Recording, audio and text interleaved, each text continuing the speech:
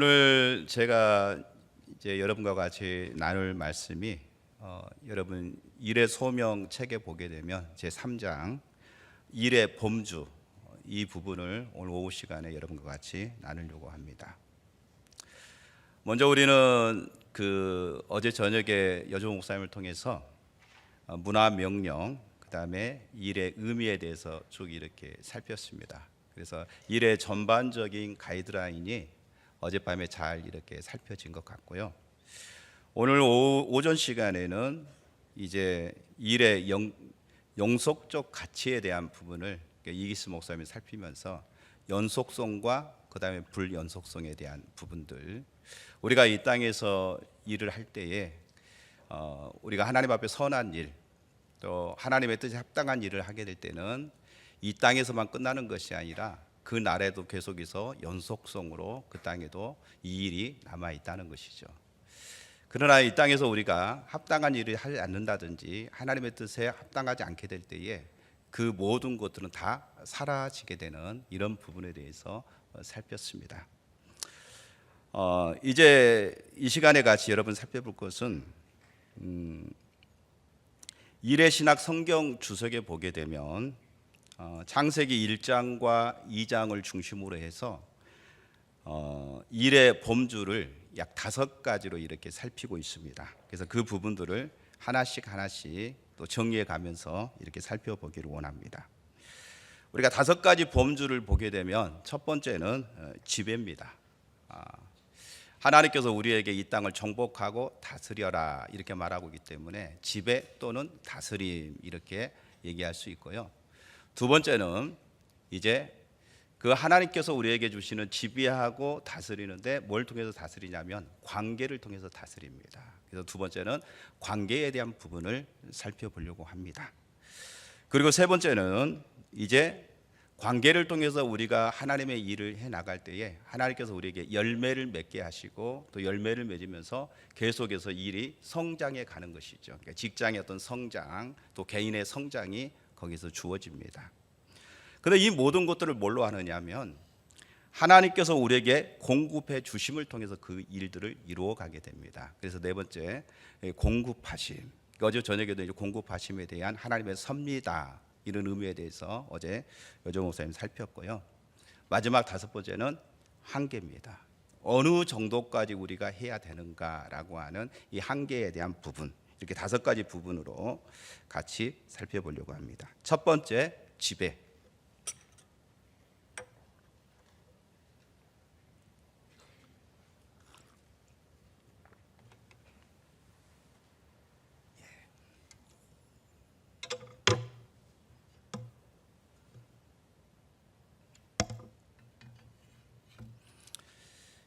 먼저 첫 번째로 지배에 대한 부분을 살펴보겠습니다. 창세기 1장 26절에 28절 말씀.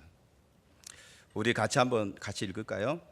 하나님이 이르시되 우리의 형상을 따라 우리의 모양대로 우리가 사람을 만들고 그들로 바다의 물고기와 하늘의 새와 가축과 온 땅과 땅에 기는 모든 것을 다스리게 하자 하시고 하나님이 자기 형상 곧 하나님의 형상대로 사람을 창조하시되 남자와 여자를 창조하시고 하나님이 그들에게 복을 주시며 하나님이 그들에게 이르시되 생육하고 번성하여 땅에 충만하라 땅을 정복하라 바다의 물고기와 하늘의 새와 땅에 움직이는 모든 생물을 다스리라 하시니라. 아멘.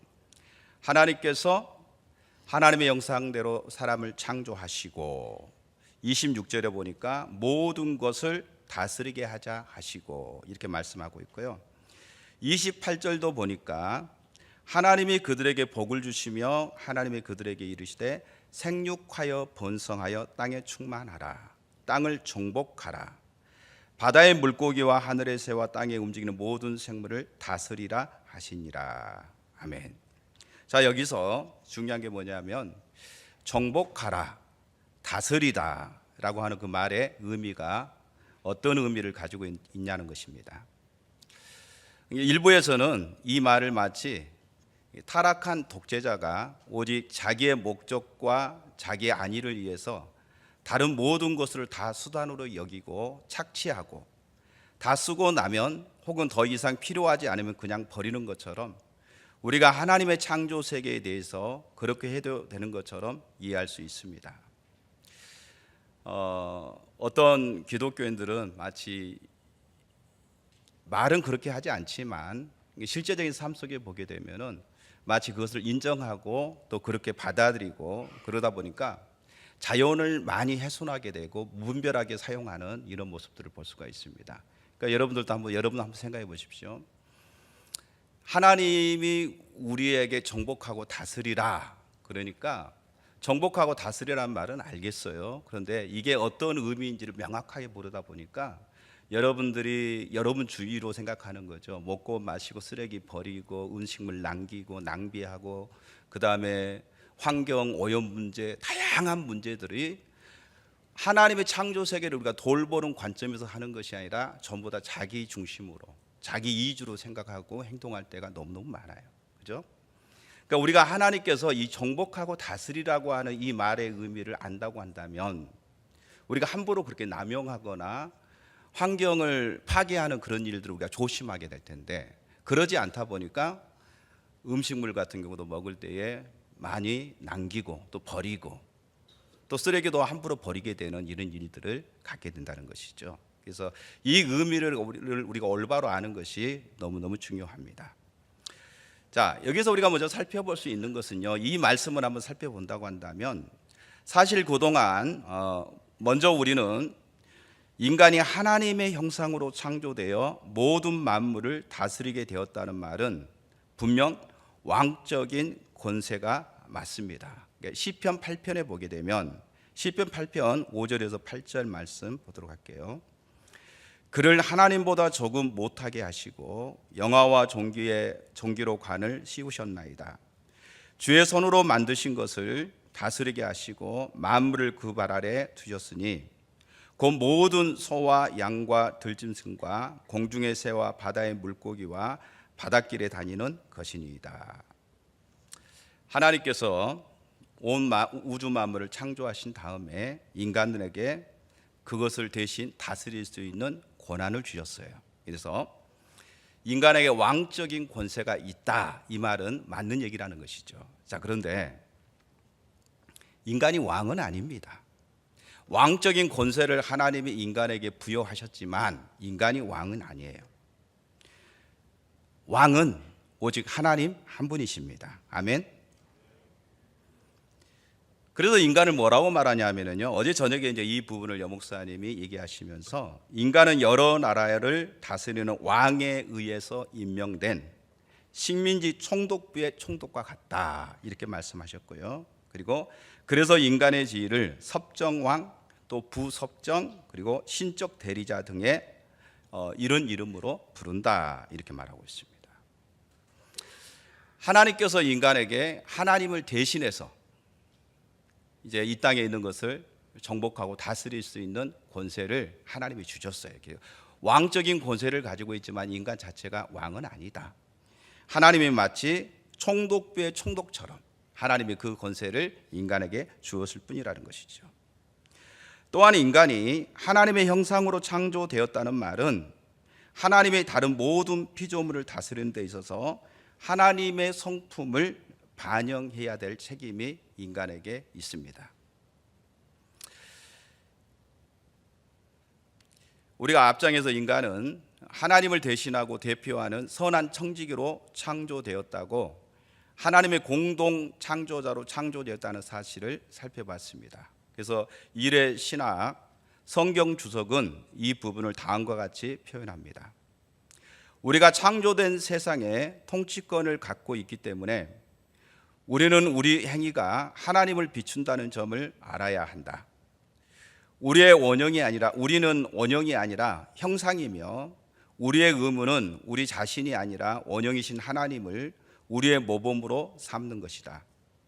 우리가 하는 일은 우리 자신의 목적이 아니라 하나님의 목적을 이루기 위한 것인데, 그러려면 우리의 통제 아래 놓인 모든 것을 좌지우지하지 말아야 한다. 하나님의 형상을 따르는 우리의 일은 하나님을 충실히 대리하는 것부터 시작된다. 우리는 하나님의 형상, 우리는 원형이 아니라 하나님의 형상입니다. 그래서 우리의 의무는 우리 자신이 아니라 원형이신 하나님을 우리가 우리의 모범으로 삼아야 됩니다. 하나님이 그렇게 하셨듯이 하나님을 따라서 우리가 그 일들을 감당해야 된다는 것이죠. 그래서 우리의 목적이 아니라 하나님의 목적, 하나님의 의도하심에 따라서 우리가 일을 해야 된다고 하는 사실입니다.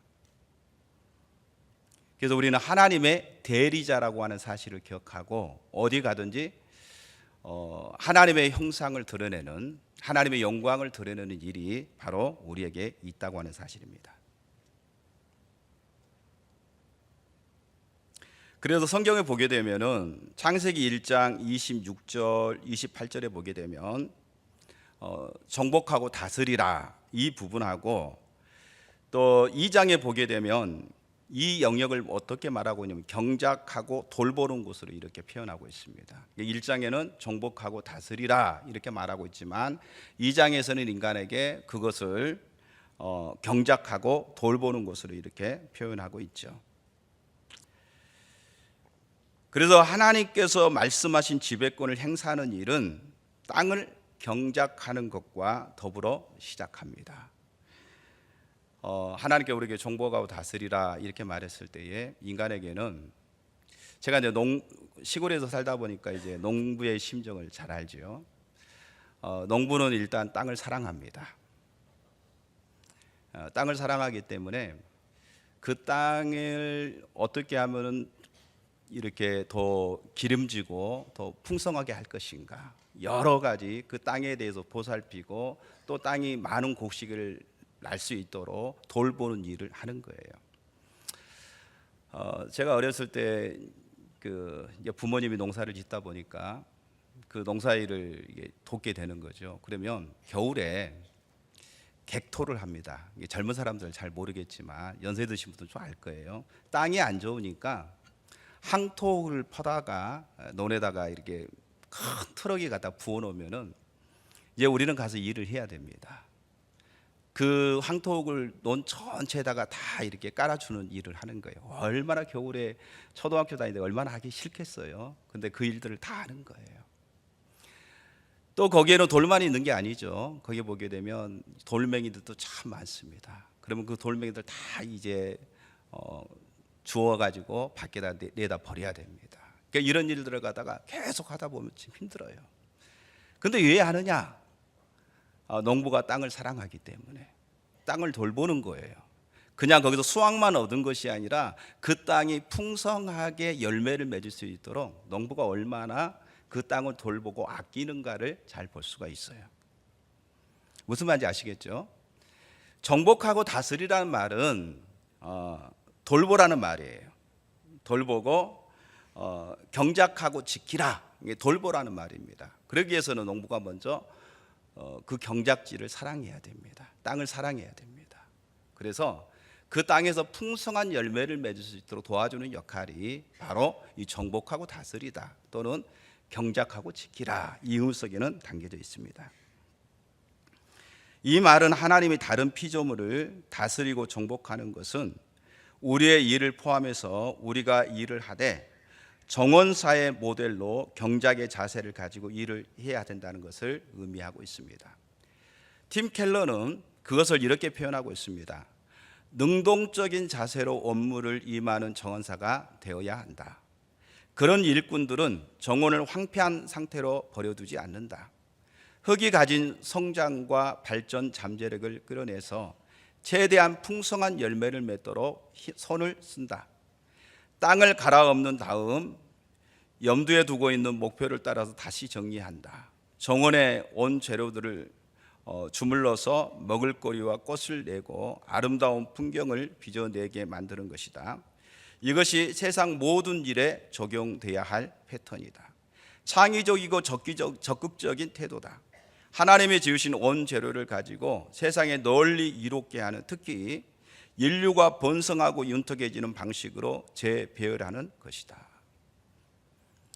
팀 켈러가 그렇게 얘기한 거죠. 아까 제가 얘기했던 것처럼 땅을 잘 경작하기 위해서는 돌보는 일이 필요해요. 그래서 능동적인 자세를 가지고 업무를 임하는 정원사가 돼야 됩니다. 그러니까 수동적이면 안 되는 것이죠.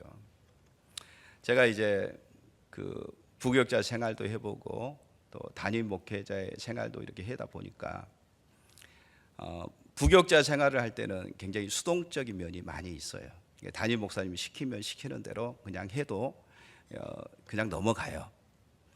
그런데 이제 담임 목회자가 되다 보니까 수동적이면 안 됩니다. 능동적으로 어떻게 교회를 돌보고 어떻게 주님을 따라갈 것인가, 이런 고민들이 굉장히 많기 때문에 담임 목사가 되다 보니까 때로는 굉장히 스트레스를 많이 받는 거예요. 왜? 잘 안 되니까.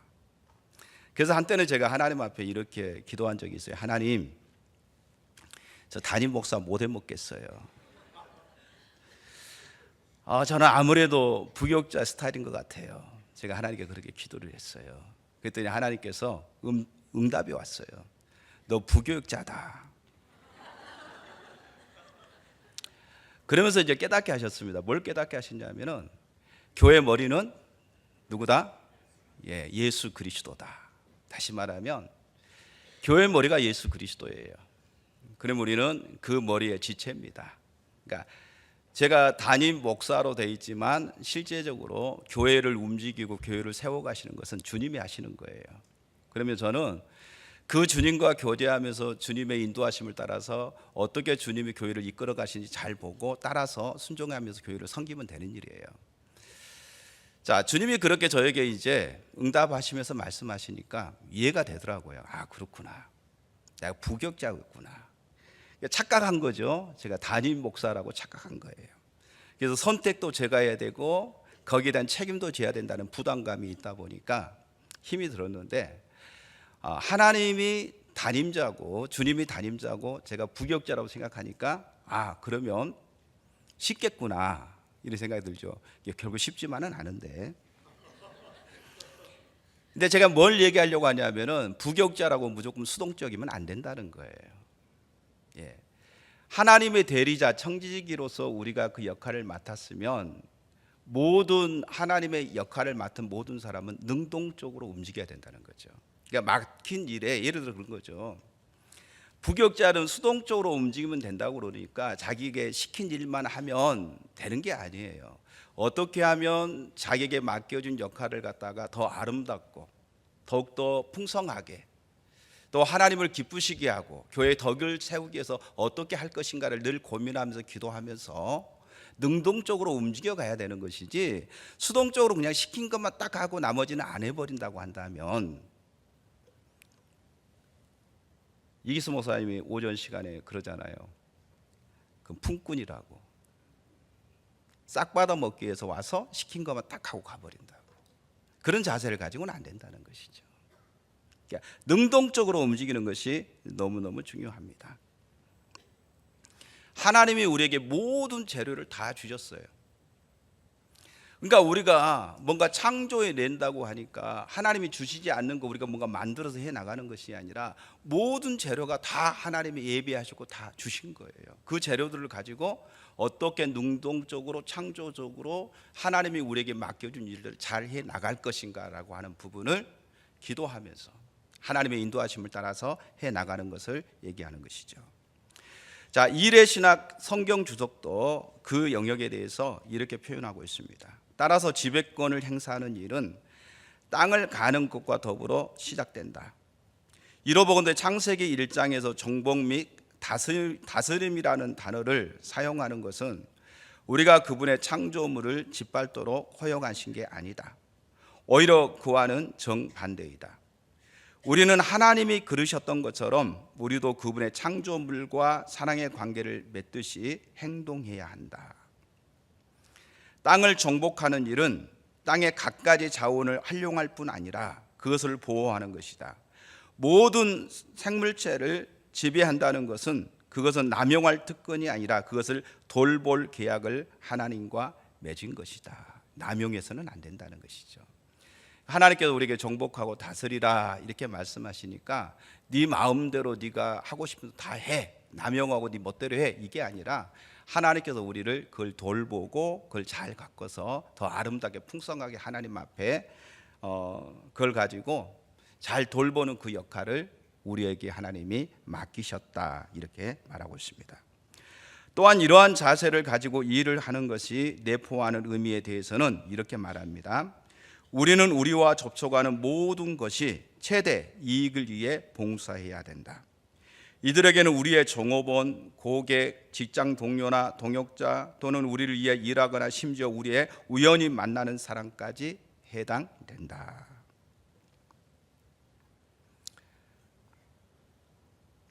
이러한 자세는 환경에 대한 우리의 태도에 대해서도 의미하는 바가 큽니다. 우리는 그동안 오로지 인간, 심지어 더 나아가 자기만의 유익을 위해 얼마나 자연 환경을 훼손하며 살아왔습니까? 그러나 하나님의 형상으로 창조된 인간에게 주신 다스림의 성격을 우리가 올바로 이해한다고 한다면 하나님의 창조 세계에 대한 우리의 태도는 달라질 수밖에 없을 것입니다. 하나님이 창조하시고 창조한 세계를 우리에게 맡기시면서 돌보고 다스리라, 정복하고 다스리라, 또는 돌보는 일을 우리에게 주셨다고 한다면 이 의미가 하나님이 우리에게 그 일을 맡기셨다고 한다면 우리가 그 일을 대하는 자세와 태도, 우리가 그 일을 얼마나 소중히 여겨야 되는가, 그것이 곧 주님의 일이라고 하는 사실을 알게 될 때에 우리가 함부로 훼손하거나 낭비해서는 안 된다는 것이죠. 이것은 단순히 어제도 이제 그 일에 대해서 얘기하면서 이런 부분이 있죠. 어떤 것이 하나님 앞에 거룩한 것이고 어떤 것이 속된 것인가라고 하는 성속의 원리에 대해서 나눴습니다. 일은 어떤 것이 하나님 앞에 거룩하고 어떤 것이 속된인가 그렇지 않습니다. 모든 것은 다 하나님의 일입니다. 그러니까 하나님께서 그 모든 일들을 다 우리 가운데 맡기셨어요. 다 소중한 것들이죠. 그러면 대부분 우리가 교회 일을 할 때 많은 사람들 그렇게 생각해요. 우리가 하나님 일한다. 직장 다니거나 돈 버는 일이거나 다른 일을 하면 세상 일이라고 얘기해요. 그래서 이제 때로는 사람들이 그렇게 말하죠. 언제까지 세상 일 할 거냐고. 이제 교회에 이제 하나님 일 열심히 해야지. 이게 지금 뭐하냐면은 하나님의 일과 세상 일을 지금 구분시켜 놓은 거예요. 모든 것들이 하나님의 일인데, 그래서 우리가 하나님의 종이라는 그 개념도 마찬가지죠. 모든 사람이 하나님의 종입니다. 우리가 하나님의 일을 하고 있는 거예요. 그러니까 이 개념부터 우리가 올바로 잡고 그 다음에 하나님께서 각 분야 모든 영역에서 우리에게 각자 주어진 역할, 이 일을 주셨다고 한다면 그 일은 우리가 지금 하나님을 대신해서 그 일을 돌보고 아끼고 성취시켜야 될 역할들을 우리가 가진 겁니다. 그러니까 하나님의 일을 하고 있는 거예요. 그러면 하나님이 주신 자원, 여러분 보세요. 포도나무 교회 가면은 그 음식물 남기지 아니하고 잔반 재료에서 철저하게, 여기 우리 지금 밥 맛있죠? 남겨요, 안 남겨요? 예, 남기면 그 하나님의 재료를 갖다가 여러분들이 훼손하는 거예요. 그걸 통해서 자연이 파괴되고요. 많은 낭비가 일어나는 겁니다. 그래서 여러분들이 먹을 만큼만 가져가서 절대로 남기지 말고 다 드세요. 그러니까 이런 개념에서 그래 보는 거예요. 모든 재료가 지금 누구 것이다? 우리가 돈 주고 사지만 그 모든 것이 하나님의 재료입니다. 하나님이 주신 거예요. 그리고 우리는 그 모든 것을 하게 될 때에 누구 앞에서 하게 되냐? 하나님 앞에서 그 일들을 지금 해가는 거예요. 그래서 밥을 만드는 거나 또 여러 가지 노동의 대가를 지불한다든지 정신적인 대가를 지불한다든지 그 모든 것을 할 때도 우리가 지금 누구의 일을 하고 있느냐? 하나님의 일을 하고 있다고 하는 사실을 기억해야 됩니다. 그래서 하나님 앞에서 지금 하나님의 일을 한다고 했을 때에 우리가 어떤 자세를 가지고 일을 해 나갈 것인가? 우리에게 맡겨진 일들을 해 나갈 것인가? 어제 이제 여조 목사님 괌에서 온 형제에 대한 얘기 잠깐 했잖아요. 그러면서 그 형제가 노동의 일을 하는데 아주 기쁨으로 그 일을 감당하고 있다. 우리 한번 생각해 봐야 되는 거죠. 다른 어떤 직장이 더 좋은 직장이 있으면 그 직장들을 선택할 텐데, 그래서 우리는 어찌 보면은 힘든 노동일에 대해서는 무시하기도 하고요. 때로는 어쩔 수 없이 하고 있다거나 억지로 하게 되는 그런 마음들을 가질 수가 있어요. 때로는 임시적으로라고 생각할 수 있어요.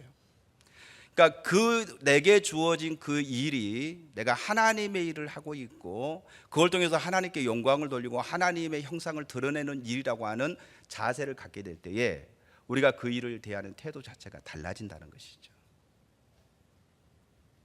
달라진다는 거죠. 때로는 어떤 사람들은 이렇게 전문직에 좋은 직장을 가질 수도 있습니다. 뭐 좋은 직장이라고 얘기하면 이것도 이제 인간적인 입장에서 얘기하는 거예요. 때로는 사람들에게 무슨 일해 그러면 그냥 일해, 부끄러워서 함부로 말하지 못하는, 부끄럽지도 않은데 실은 우리는 이렇게 나누는 거죠. 그래서 뭐 노동일이 힘든 일 같은 경우는 좀 부끄럽게 여기게 되고 때로는 어떤 전문직이나 사람들의 인정받는 일은 자랑하기를 원하는 이런 자세들을 갖습니다. 그런데 정신적인 일이나 노동적인 일이나 모든 일은 다 하나님께서 우리에게 허락하신 일이고요. 우리가 하나님의 창조사에게 동참하는 일들입니다. 다 귀하고 좋은 일이에요. 그래서 중요한 건 바로 그거예요. 농부가 땅을 사랑한 것처럼 땅을 사랑하고 그 땅을 이렇게 돌보고 땅이 더 풍성한 땅이 되어지도록 경작하는 일을 농부는 최선을 다해서 하는 거고요. 그 다음에 각자 자기에게 주어진 어떤 일터, 그 직장에 자기 일을 감당할 때에 하나님께서 나에게 이런 어떤 일을 내게 허락하셨고 내가 이걸 통해서 하나님의 일을 해 나가시는구나라고 하는 생각들을 가질 때에 우리가 그 자기에게 지금 주어진 그 일에 대한 대하는 태도, 자세, 또 내가 얼마나 그 일을 통해서 하나님께 영광을 드러낼 것인가라고 하는 마음 자세를 가지고 그 일을 한다고 한다면은 정말 우리가 일하는 태도가 다 달라질 것입니다. 또는 우리는 또 이렇게 직장 상사의 이치도 있을 수도 있는 거고요. 또 고용주의 입장에서 우리가 그 일터에 있을 수도 있습니다. 또는 종업원의 입장에서 우리가 일할 수도 있습니다. 어떤 이치에 있든지 간에 우리가 하나님 앞에 지금 하나님이 주어진 그 일을 갖다가 해 나가는 거예요. 지금 내가 사람의 일을, 내가 직장이라고 하는 그 일을 내가 해 나가지만 지금 우리는 하나님의 일을 해 나가는 지금 동역자가 돼서 그 일을 해 나간다는 자세를 가질 때에 내 상전을 대할 때 내가 어떤 자세를 대해야 하고 그 일 직무에 일할 때에 내가 어떤 자세를 취해서 그 일을 해 나갈 것인가. 일에 대한 올바른 자세를 가졌을 때 이 모든 것들은 우리에게 매우 중요하다라고 생각합니다. 다시 일의 신학 성경 주석을 살펴보겠습니다. 우리는 에덴 동산을 개간하며 돌보도록 되어 있었다. 창세기 2장 15절이죠. 우리가 피조물을 사용하도록 되어 있지만 우리가 사용하기 위한 것은 아니다. 공기, 물, 땅, 식물과 동물이 선하다는 것을 기억한다면 우리는 우리의 환경을 유지하고 보존해야 한다는 것을 깨달았을 것이다. 우리 일은 하나님의 창조물을 축복하기 위해 주신 깨끗한 공기, 물, 땅, 다양한 생물, 생태계, 생물 자원, 심지어는 기후를 보존할 수도 있고 파괴할 수도 있다. 자, 지배는, 그러니까 우리가 지금 첫 번째 지배 다스림에 대해서 얘기하고, 지배는 하나님의 창조 세계에 불리하게 일할 권세가 아니라 하나님의 창조하신 만물을 위한 일할 능력이다. 예. 지배는 뭐냐면요, 하나님의 창조 세계에 불리하게 일할 권세가 아니에요. 그러니까 하나님의 창조 세계를 파괴할 권리가 있는 게 아니라는 거예요. 하나님의 창조하신 만물을 위해서 우리는 일할 능력이라고 얘기하고 있습니다. 그러니까 돌보고 아끼고 창조 세계를 더욱더 아름답게 해 나갈 그런 능력, 그 권리가 우리에게 있다는 것입니다. 아멘.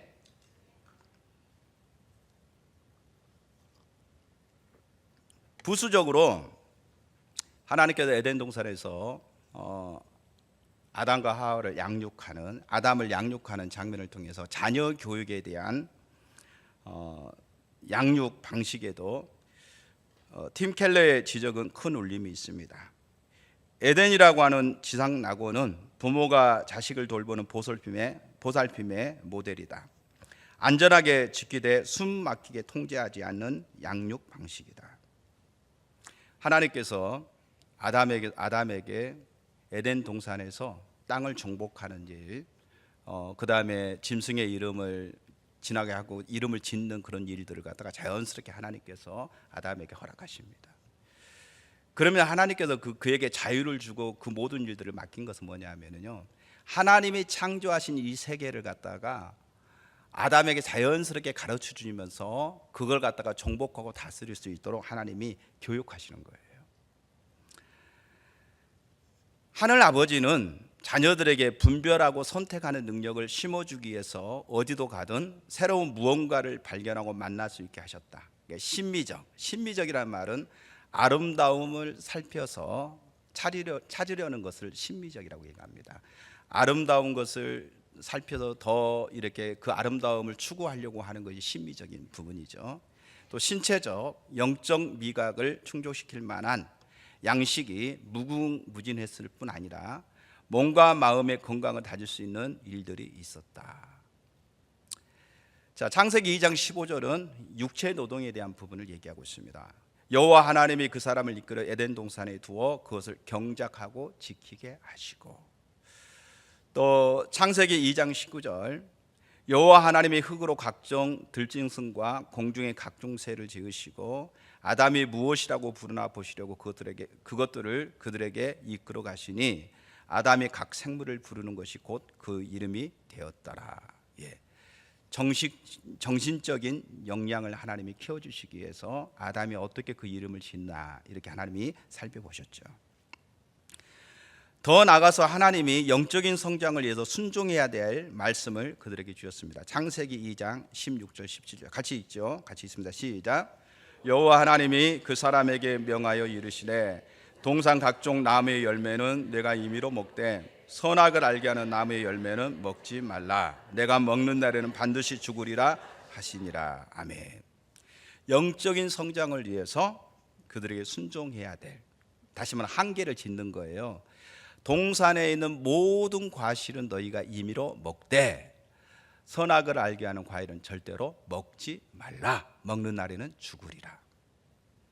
한계를 딱 정해주는 거예요. 여기까지는 네가 충분히 네 자유스럽게 다 해. 그런데 이것은 안 돼라고 하나님께 교육을 시킨 거예요. 영적 성장을 위한 교육을 시키는 것이죠.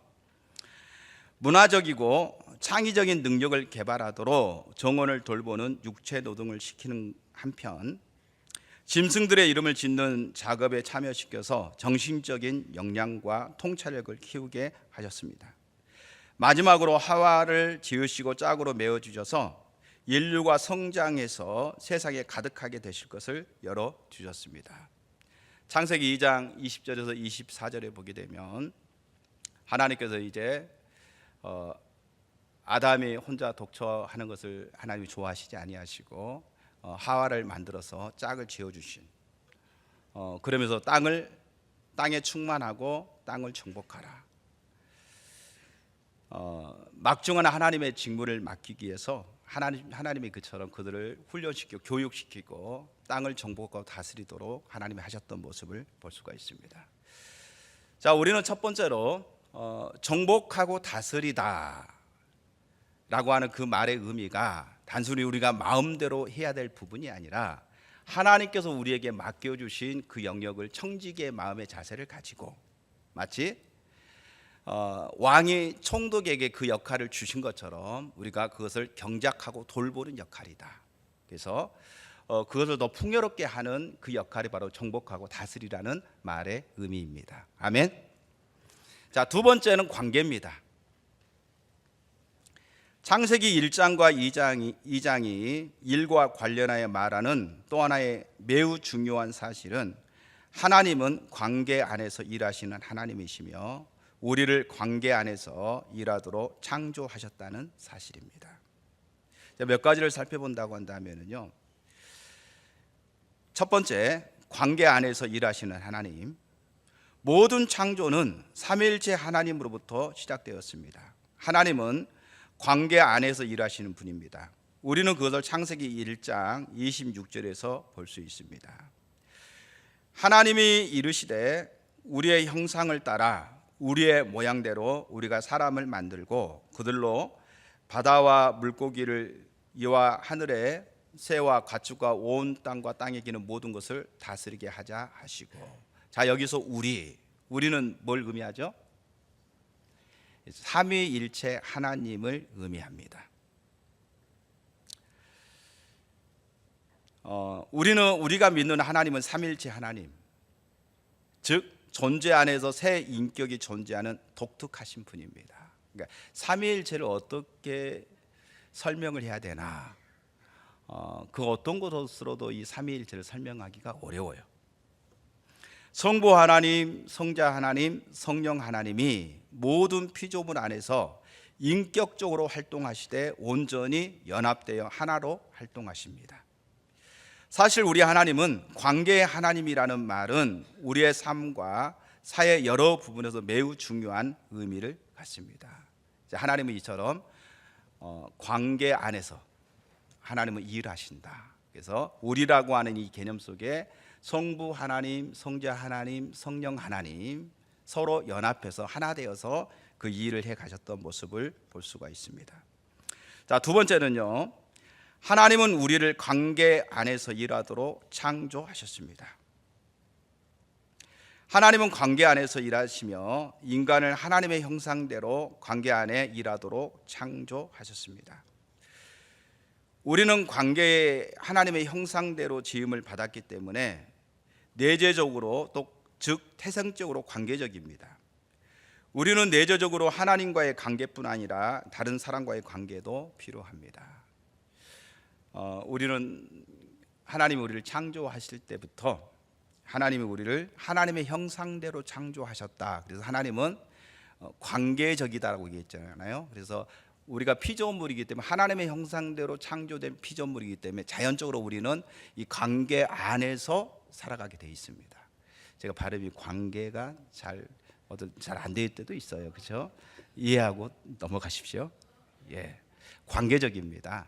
그래서 하나님과의 관계, 이웃과의 관계, 이게 굉장히 중요하죠. 그러니까 우리는 하나님과의 온전한 관계 안에 머물러 있어야 되고, 또 이웃과의 사람과 사람과의 관계 안에 우리가 그렇게 살아가도록 하나님이 우리를 창조하셨어요. 그래서 관계를 떠나서는 살아갈 수가 없는 거예요. 하나님 우리를 관계적으로 창조하셨기 때문에. 우리는 이 부분을 하나님께서 첫 번째 부부를 만드신 곳에서도 잘 볼 수가 있습니다. 창세기 2장 18절 같이 읽죠. 여호와 하나님이 이르시되 사람이 혼자 사는 것이 좋지 아니하니 내가 그를 위하여 돕는 배필을 지으리라 하시니라. 자, 하나님께서 창조하심에 따라 하나님이 보시기에 좋았더라 쭉 하잖아요. 또 심히 좋았더라.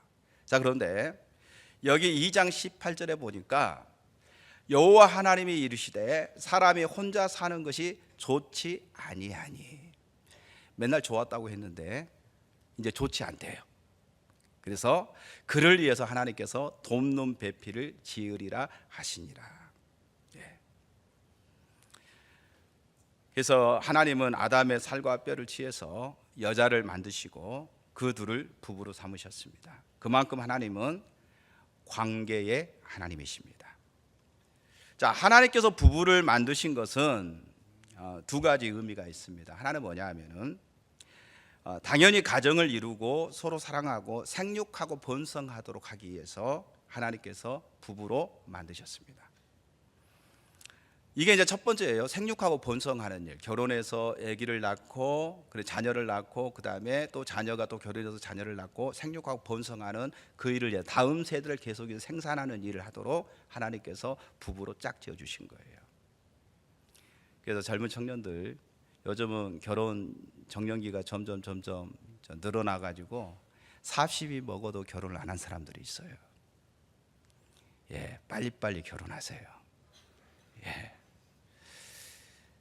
하나님께서 우리에게 생육하고 번성하라, 주님의 명령이에요.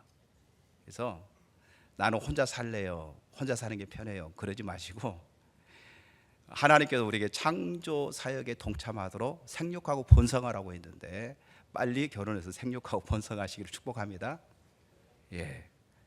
뭐 결혼하신 분들은 뭐 대답 안 해도 돼요.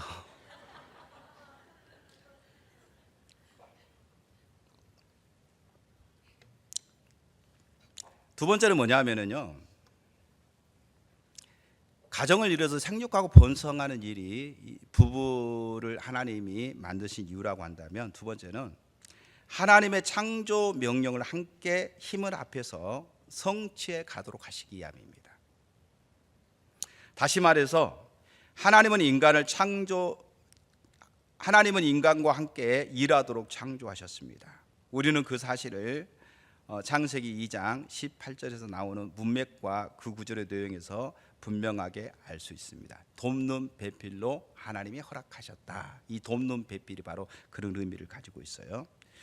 자, 일의 신학 성경 주석은 이 부분을, 이 구절을 이렇게 말하고 있습니다.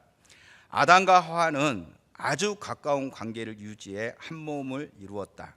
이것은 순전히 애정 문제나 가정사처럼 보일지 모르지만 일하는 관계이기도 하다. 그러니까 생육하고 번성하는 관계이기도 하지만 하나님께서 하나 돼서 하나님의 창조 사역의 일을 같이 동참하는 돕는 배필로 하나님께서 주셨다는 것이죠. 하와는 아담의 돕는 배필이요 동역자로 지음받아서 에덴 동산을 일구는 일에 동참하게 되었다. 돕는 자라는 말은 그녀도 아담처럼 그 동산을 가꾸게 될 것을 나타낸다. 돕는 자가 된다는 것은 일한다는 의미이다. 일하지 않는 사람은 돕는 사람이 아니다. 동역자가 된다는 말은 어떤 이와 관계 속에서 일한다는 의미다. 돕는 자라고 하는 말은 일한다는 뜻이죠. 그래서 일하지 아니하면 그것은 돕는 자가 아니라는 것이죠. 동역자, 그러면 그 동역자는 같이 그 사람과 같이 합쳐서 일을 한다라는 말의 의미입니다. 자, 더욱이 창세기 2장 18절은 하와를 돕는 자로 묘사할 뿐 아니라 동역자로 묘사하고 있습니다. 자, 우리말 성경에서는 돕는 배필이라고 번역된 단어는 두 단어입니다. 그의 파트너로서의 돕는 자. 특히 여기 돕는이라고 하는 단어는 히브리어로 에제르라고 하는 단어인데 막강한 힘을 가진 지용군이라는 의미로 전쟁 용어로 사용됩니다.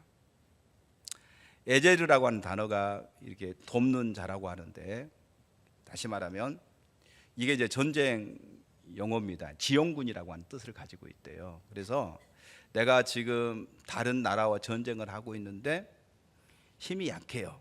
근데 막강한 힘을 가진 지용군이 나를 돕기 위해서 왔다고 생각해 보십시오. 그러니까 얼마나 큰 힘이 되겠어요. 지용군이 왔을 때에 사기가 팍 저하했다가 지용군이 왔다는 소리가 들었을 때 사기가 팍 상승하는 것이죠.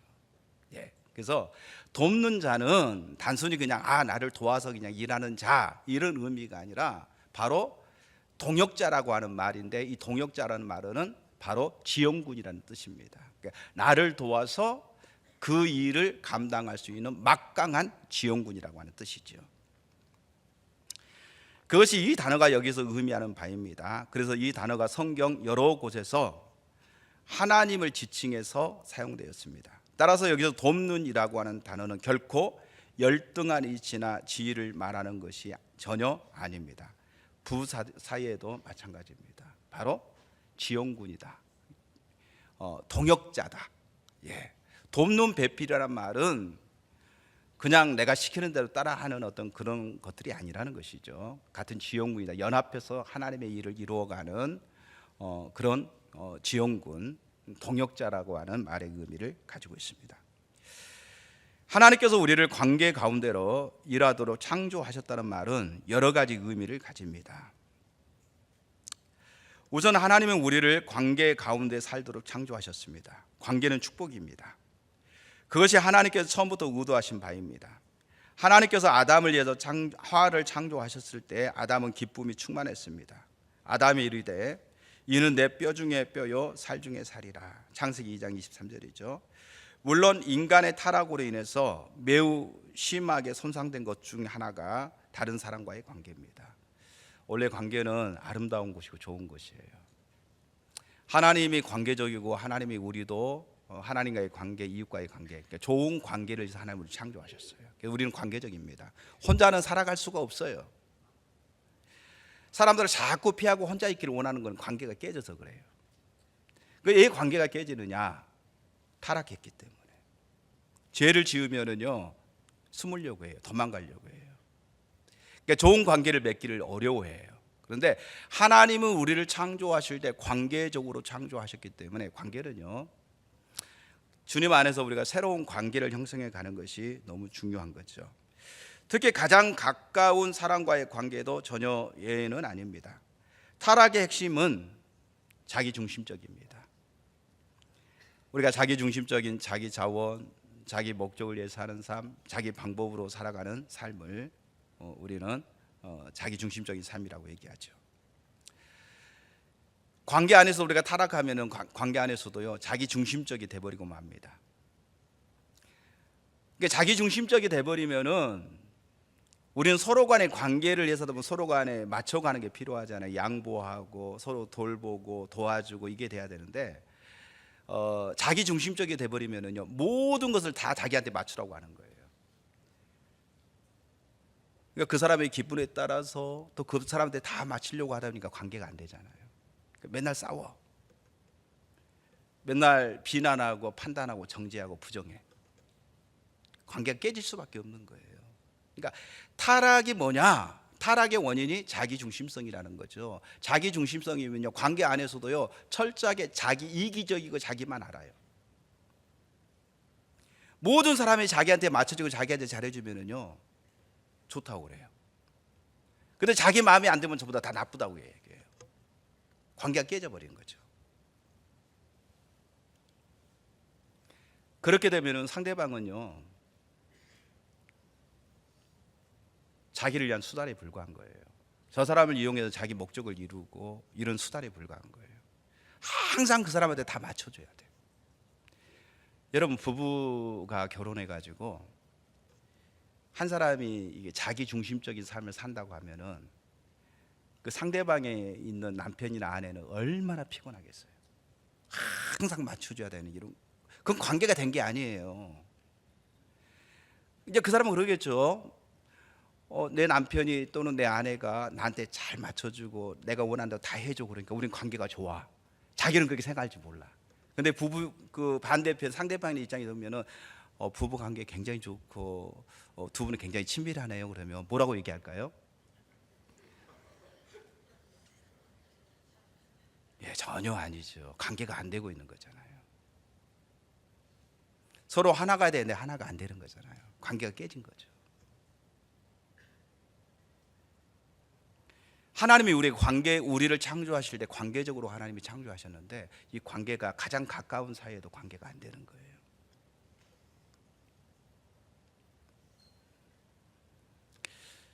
자, 그러나 관계를 일과 연관시켜 제한할 때에 하나님께 우리를 관계 가운데 일하도록 창조하셨다는 사실은 몇 가지 중요한 의미를 갖습니다. 그중 하나는 우리의 모든 일에서 사람 중심적이어야 한다는 것입니다. 사람 중심적이어야 한다는 말은 사람과의 관계적이어야 한다 이 말이에요. 폴 스티븐스도 이렇게 말합니다. 삼위일체 하나님이 만드신 인간의 일은 본질적으로 인격적이다. 삼위일체 하나님이 각 인격의 기원, 실행, 능력 부여에 있어서 서로 독립적이고 다르면서 여전히 하나이신 것처럼 우리 각 사람에게도 세상에서 감당해야 하는 자마다 독특한 일이 있다. 일꾼은 우주를 채운 어마어마한 기계나 인간들이 세운 기업에서 쓰고 버리는 부품이 아니다. 여러분 관계가 잘 형성되려면요 인격적이어야 됩니다. 인격적. 서로 인격을 존중히 여겨야 돼요. 자기 중심적이고 저 사람의 인격은 무시해버리고 모든 걸 다 나한테 맞추라고 하면은요 관계가 잘 안 돼요. 그러니까 직장 안에서도 고용주가 사장님이 자기 중심적인 사고를 가지고 있어. 그리고 이제 모든 직원들이 다 자기 말을 들어야 되고 자기가 시킨 대로 해야 돼. 그러면은요 월급을 받아야 되니까 어쩔 수 없이 그 직장에 있는 동안은 그렇게 하지만은요 뒤에 모이면은 아마 고용주 욕을 박살나게 할 거예요 아마. 그죠? 좋은 소리 절대 안 나올걸요. 관계가 전혀 안 되는 거죠. 관계가 형성되려면요 인격적이어야 됩니다. 서로 간의 인격을 존중해 줘야 된다는 겁니다. 그러니까 그 사람의 인격을 존중해 주는 것이 너무너무 중요해요. 때로는 우리가 이제 일하다 보면 그러잖아요. 직장에서 모든 사람들이 다 전문성이 있어가지고 능률적으로 일을 잘하는 사람도 있고 못하는 사람도 있어요. 그러면 이제 고용주의 입장에서는 일을 잘하는 사람을 좋아할까요? 일을 못하는 사람을 좋아할까요? 예, 잘하는 사람을 좋아하죠. 자, 그런데 잘하는 사람들은 일 잘하니까 칭찬을 많이 해. 일을 못하는 사람은 일을 못하니까 막 푸시를 많이 하는 거예요. 힘들게 하는 거예요. 인격을 모독하는 말을 하고 그 사람의 자존심을 완전히 망가뜨리는 말을 하는 거예요. 그러니까 이렇게 해서는 안 된다는 거죠.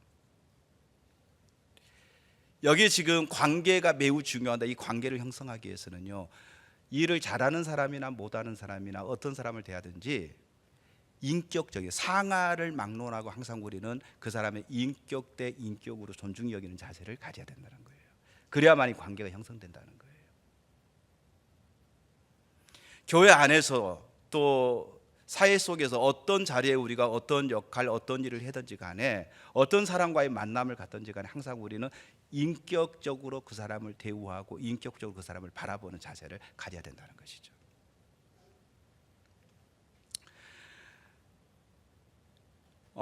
기계나 그러니까 그 일꾼은 여기 지금 폴 스티븐이 바로 얘기하는 게 바로 이겁니다. 일꾼은 우주를 채운 어마어마한 기계나 인간들이 세운 기업에서 쓰고 버리는 부속품이 아니다. 쓰레기가 아니라는 거죠. 인격을 가진 존재라는 것이죠. 또한 이 말은 우리가 관계 가운데 일할 때에 하나님께서 의도하신 열매를 맺을 수 있다는 의미이기도 합니다. 우리는 그렇게 일하도록 창조되었기 때문입니다. 인간의 일은 관계적일 때라야 비로소 하나님을 닮습니다. 다시 말하면 모든 일은 함께 하도록 디자인되었습니다. 모르면 가르쳐주고 또 때로는 기다려주고 또 격려하고 위로해주고 이래서 그 사람이 인격적으로 성숙해지고 그 다음에 그 자기에게 주어진 일을 소중히 여길 수 있는 마음의 자세를 가질 수 있도록 인격적으로 그렇게 대우해 줄 때에 직장이든지 가정이든지 어떤 모임이든지 그게 성숙한 모임이 되어진다는 것이죠. 그래서 관계를 맺기 위해서는 또 일할 때도 마찬가지고 사람과 사람과의 그 관계, 하나님 우리를 관계적으로 부르셨기 때문에 그 사람을 단순히 나의 고용주와 피고용인으로 상대하기보다는 인격을 가진 존재로 대우해주고 그렇게 그 사람을 돌보고 섬기는 그 역할을 해야 된다는 것이죠. 관계는 우리의 일에 있어서 부수적인 요소가 아니라 필수적인 요소입니다. 개개인의 일은 이웃의 도움으로 풍성해지도록 디자인되었습니다. 모든 사람은 무엇인가 이바지할 것이 있고 각자가 자기 일을 다하기 위해서는 다른 사람의 도움이 필요합니다. 인간이 각기 따로 일한다면 각자가 자기 역량으로 할 수 있는 일 이상의 일은 할 수 없을 것입니다. 그것을 일의 신학 성경 주석이 다음과 같이 매우 잘 표현하고 있습니다. 많은 사람은 공동의 목적과 목표가 주어질 때 유급으로 일하든 무급으로 일하든 서로 친밀한 관계를 형성한다. 그래서 방대하고 복합적인 재화와 영역을 개인의 역량 이상으로 생산할 수 있게 만든다. 일터에서 관계가 없다면 자동차나 컴퓨터도 우편 배달 업무도 또 법률, 상점, 학교도 존재할 수 없었을 것이고 한 사람 크기보다 더 큰 사냥감을 사냥할 수 없었을 것이다. 관계가 이만큼 중요하다는 것이죠. 그리고 그 관계를 형성하기 위해서는 서로 간의 인격을 존중해 주는 것이 너무너무 중요하다. 또한 남녀 사이에 친밀한 관계가 없다면 하나님의 맡기신 일을 할 다음 세대가 존재하지 않았을 것이다. 우리가 하는 일과 우리가 몸담은 공동체는 하나님이 주신 은사와 철저하게 상호 연계되어 있습니다. 서로 잘 결합할 때 진정한 의미에서 우리가 열매를 맺고 번성하도록 하는 수단입니다.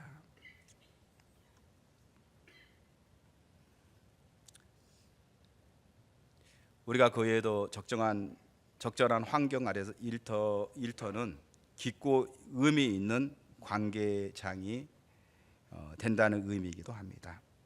또한 관계의 핵심은 뭘까요? 사랑입니다. 사랑.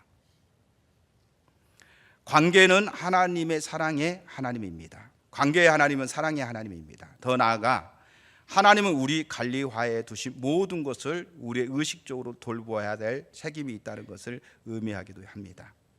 관계적인 피조물이 되는 것에는 도덕적인 책임이 수반됩니다. 관계의 핵심이 사랑이에요. 그러니까 사람과의 관계, 또 우리에게 맡겨진 그 모든 업무를 해 나갈 때도 우리가 사랑하는 것이 매우 중요합니다. 폴 스티븐스가 이것을 종합적으로 잘 설명해 주고 있습니다. 일은 공동체적이다. 일은 공동체를 세우며 우리의 이웃을 섬기는 통로다. 우리는 함께 파트너십을 맺으며 일하도록 부르심을 받았다. 일과 일의 구조는 사회적 구조와 사회적 서열에 영향을 준다. 우리는 관계 속에서 자신의 정체성을 정립한다. 인간의 대인 관계와 사회는 함께 일을 하면서 더욱 완성되어져 간다. 선한 일은 공동체가 소속된 모두의 유익을 위해 함께 일하는 것이다. 이는 고대 영어의 의미 그대로 공통의 유익을 의미한다. 케네스 켄처는 남녀 사이에서 비즈니스적인 부분에 집중한다. 인간은 사회적 존재로 창조되었지 혼자 살도록 창조되지 않았다. 이런 사회적 성향 때문에 모든 사람이 나름대로 전문 분야가 있고 서로 의존하며 결과적으로 거래에 의존할 수밖에 없다. 거래는 우리에게 본질적이다. 그리고 이것이 바로 비즈니스다. 그러니까 우리가 일에 나갈 때 반드시 관계가 얼마나 중요한가. 그리고 관계를 맺기 위해서는 서로 간에 인격적으로 존중이 여겨야 된다는 것이죠. 그리고 그 핵심은, 관계의 핵심 뭐라고요? 사랑입니다. 하나님이 주시는 하나님을 사랑함으로 말미암아 그 하나님이 주신 사랑을 가지고 서로 상대방을 사랑하는 자세를 가져야 돼요. 예전에 김계호 목사님이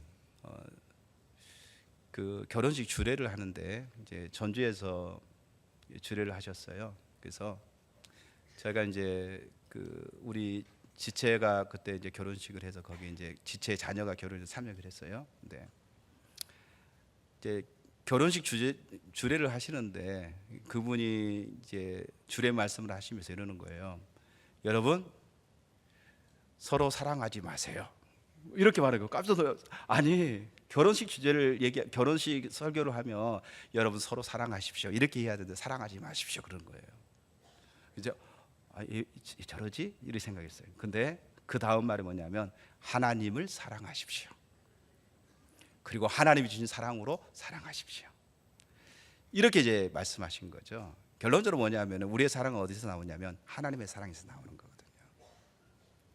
그래서 우리가 하나님을 사랑하고 하나님과의 온전한 사랑의 관계 안에 있을 때에 옆에 있는 지체들, 옆에 있는 가장 가까운 사이부터 모든 사람들을 진심으로 사랑하고 인격적으로 대우할 때에 하나 되어지고 그다음에 일에 대한 능률이라든지 아름답게 협력해서 그렇게 여러 가지 하나님 주신 맡겨준 그 일들을 잘 감당할 수 있는 것이죠.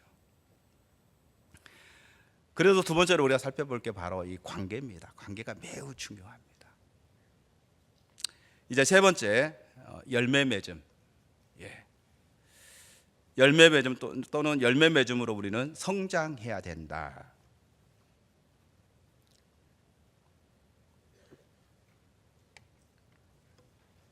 자, 열매 맺음 성장은 창세기 1장 28절, 또 2장 15절, 또 19절에서 20절에서 볼 수 있습니다. 우선 창세기 2장 15절에서 20절에 의하면 하나님께서 아담과 하와에게 주신 일은 두 가지입니다. 하나는 정원을 돌보는 일, 두 번째는 동물에게 이름을 지어주는 것. 이게 두 가지입니다. 자, 정원을 돌보는 것은 육체적인 노동이다 이렇게 얘기할 수 있고요. 그 다음에 동물들의 이름을 지어주는 것은 우리가 정신적인 업무를 포함한다. 그러면 결론적으로 이 부분은 육체적인 노동이나 또 정서적인 정신적인 어떤 그 노동 모든 것들은 모든 일을 다 포함하고 있는 겁니다. 우리가 1장에서 본 것처럼 낸시 피어시는 이 두 가지 일을 사회적 세계를 개발하는 일과 자연 세계를 대상으로 하는 일, 이 두 가지로 분류합니다. 반면에 일의 신학 성경 주석은 이 두 가지 일을 물리적인 일과 문화적, 과학적, 지적인 일로 이해합니다. 여기서 지금 일의 신학 성경 주석에서 말하고 있는 거나 낸시 피어스가 얘기하고 있는 그 모든 것들 다 보면은 다 여기 두 가지의 육체적인 노동, 다시 말하면 정원을 돌보는 일과 그 다음에 동물들의 이름을 지어주는 그 일은 그러니까 모든 일을 다 포함하고 있는 거예요. 그러니까 우리가 이 땅에서 존재하는 모든 직업의 모든 일들이 거기에 다 포함되어진다고 하는 사실이죠. 하나님께서 아담과 하와에게 명령하시면 생육하고 번성하여 땅에 충만하라. 창세기 28장 그렇게 축복하셨습니다. 여기에 우리의 일의 중요한 한 범주로 열매 맺음 또 성장이 나옵니다. 하나님의 형상대로 지음 받았으므로 우리는 열매를 맺거나 또 창조적이 될 수 있습니다. 하나님은 흠이 없는 창조물과 이상적인 무대를 만드셨으며 인류를 만드셔 창조 프로젝트를 지속하게 하셨습니다. 하나님은 상상할 수 있는 모든 것을 만드셨으며 혼자서도 얼마든지 땅을 충만하게 하실 수 있습니다. 그러나 그분은 인류를 만드셔서 그분 곁에 같이 일하면서 우주의 잠재성을 실현하고 하나님 일에 참여하게 하셨습니다. 이 얼마나 놀라운 신비하고 하나님의 사랑입니까? 하나님은요 혼자 다 하실 수 있어요. 하나님이 혼자 다 하시면 실수도 없으세요. 그 다음에 빨리 끝나요. 완전합니다. 자, 그럼에도 불구하고 하나님은 우리를 동역자 삼으셨어요. 우리를 창조하시고 우리에게 하나님의 일을 맡기셨어요. 우리는 불완전해요. 우리는 실수가 엄청 많아요. 그런데도 하나님께서는 우리를 당신의 동역자, 하나님의 창조의 동역자로 삼으셔서 우리를 통해서 하나님의 그 일을 이루어가기를 원하세요. 여러분, 하나님의 동역자다. 하나님의 창조의 동역자로 하나님이 저와 여러분을 불러주셨다고 하는 사실, 그리고 우리가 실수하심에도 불구하고 하나님이 기다려 주신다는 사실, 얼마나 감사한 일인지 알 수가 없어요. 감사하죠? 예. 때로는 우리가 게으름 펴요. 하나님 시키는데도 안 해요. 그런데도 하나님 기다려 주세요.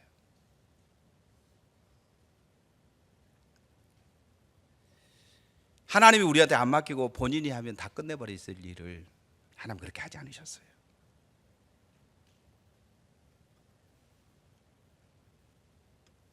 하나님은 우리의 일을 통해서 먹을 것과 마실 것, 생산물과 용역, 지식과 아름다움, 조직체와 공동체, 성장과 건강을 주시며 그것을 통해서 하나님께 영광이 돌아가게 하십니다.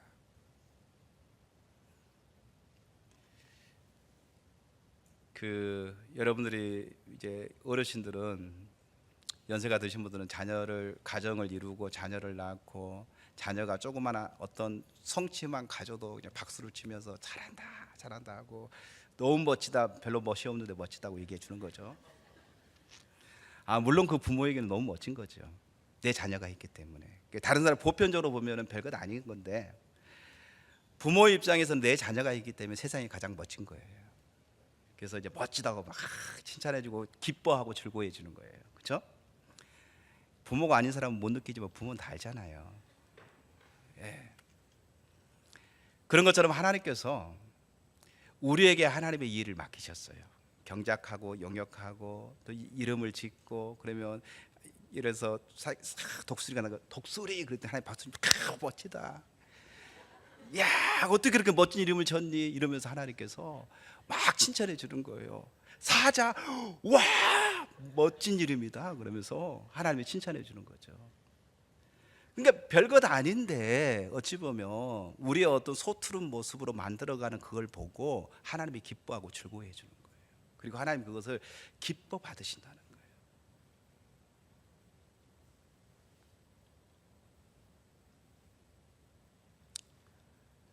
그런 하나님이라는 것이죠. 그러니까 하나님이 우리를 동료 삼으셔서 여러분 하나님께서 하시면 아주 그냥 퍼펙트하게 하시겠죠. 완벽하게 하시겠죠. 근데 우리는요 그러지 못해요. 얼마나 실수를 많이 한지 몰라요. 얼마나 어설프게 만든지 몰라요. 그런데 하나님이 그걸 보고 기뻐하세요. 즐거워하셔. 감격하셔. 그것으로 하나님께서 영광을 받으시겠다는 거예요. 우리가 해나가는 그 일을 통해서 하나님이 영광을 받으시겠다는 거예요. 여러분이 각자 여러분에게 주어진 역할들을 감당할 때에 하나님 앞에서 여러분들이 정말 하나님을 섬기는 마음을 자세를 가지고 그 일들을 해나갈 때에 다른 부모는 모르겠지만 우리 하나님은 그걸 보면서 기뻐하시고 하나님 영광을 받으시겠다는 거예요.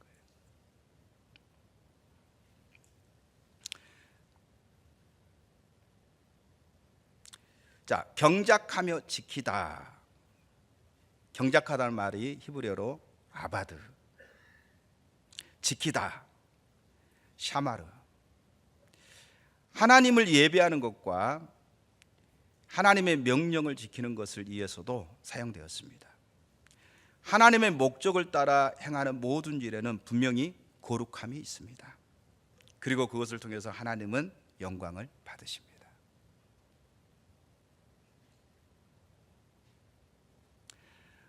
그러니까 여러분, 하나님의 입장에서는 천하고 귀한 일이 없어요. 하나님이 보실 때는 모든 일이 다 귀하고 소중한 일들이에요. 아멘. 하나님은 우리의 일을 이거는 귀한 일이고 이건 천한 일이다 이렇게 보시지 않아요. 하나님은 모든 것들을 하나님이 다 귀하게 여기세요.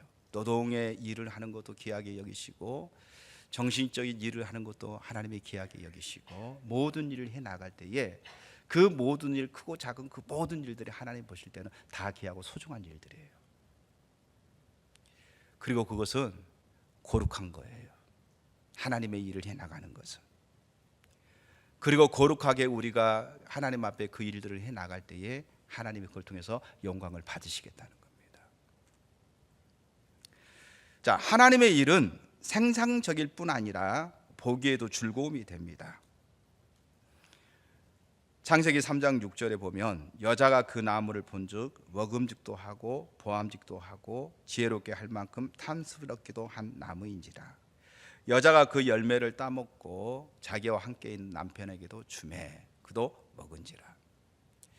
자, 이것은 놀랄 만한 일이 아닙니다. 아름다움은 하나님의 창조의 한 영역에서 우리의 일의 한 영역입니다. 한 가지 간단히 언급하고 넘어가면 미는 우리 일터 사역의 중요한 영역이지만 다른 모든 선한 것들과 마찬가지로 우상이 될 수 있습니다. 그러니까 미라고 하는 게 아까 우리가 신미적이라고 얘기했잖아요. 아름다움을 살펴서 찾으려고 하는 거. 그러니까 미를 추구한다라고 말할 때에 여러분 이 미라고 하는 부분이 단순히 어떤 사람들에게 해당되는 미만 얘기하는 것이 아니라 모든 창조물에 대한 미를 얘기하는 거예요. 그러니까 더욱더 아름답게 그것을 세워 나가려고 하는 그런 경향이 있는 것을 얘기하는 것이죠. 아름다운 겁니다. 귀한 겁니다. 자, 그럼에도 불구하고 너무 거기에 지나친 나머지 그게 뭐가 될 수 있다고요? 우상이 될 수 있다고 하는 사실입니다. 반면에 많은 기독교인들은 이제 그러다 보니까 많은 기독교인들은 종종 미의 위험성을 지나치게 두려워한 나머지 하나님이 주신 미의 가치를 제대로 인식하지 못하는 경우가 많습니다. 본질적으로 미는 자원을 낭비하는 것이 아니고 보다 더 중요한 일로부터 일탈하는 것도 아니며 시대가 지나면 시들어 버릴 것도 아닙니다. 미는 하나님의 형상을 쫓는 것입니다. 그러니까 아름다움을 찾아서 추구하는 것은 이것은 하나님의 형상을 추구하는 거라는 거죠. 하나님의 형상을 따라서 하는 거라는 것이죠. 근데 너무 여기 이제 우리가 마지막으로 살펴봐야 될 영역이 바로 한계라고 하는 영역이 있어요. 그러니까 그 한계를 벗어나면 이게 우상이 돼 버린다는 거예요. 그래서 조심해야 된다는 것이죠. 자, 우리는 요한계시록에서 새 예루살렘의 지극히 귀한 보석 같은 아름다움이 가득한 것을 볼 수 있습니다. 요한계시록 21장 11절, 하나님의 영광이 있어 그 성의 빛이 지극히 귀한 보석 같고 백옥과 수정같이 많더라. 요한계시록을 보게 되면요, 요한계시록에 뭐 녹보석, 뭔보석, 보석이 엄청 많이 나와요. 난 무슨 보석인지 전혀 모르겠어요.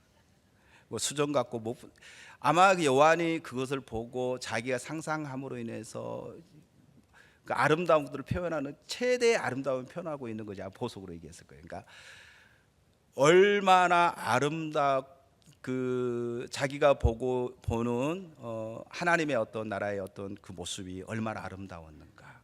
하늘 보좌가 얼마나 아름답고 그것을 이 모든 세상에 있는 모든 보석으로 자기 하려고 모든 보석으로 표현하면서 그 아름다움을 표현했을까라고 하는 생각이 들죠.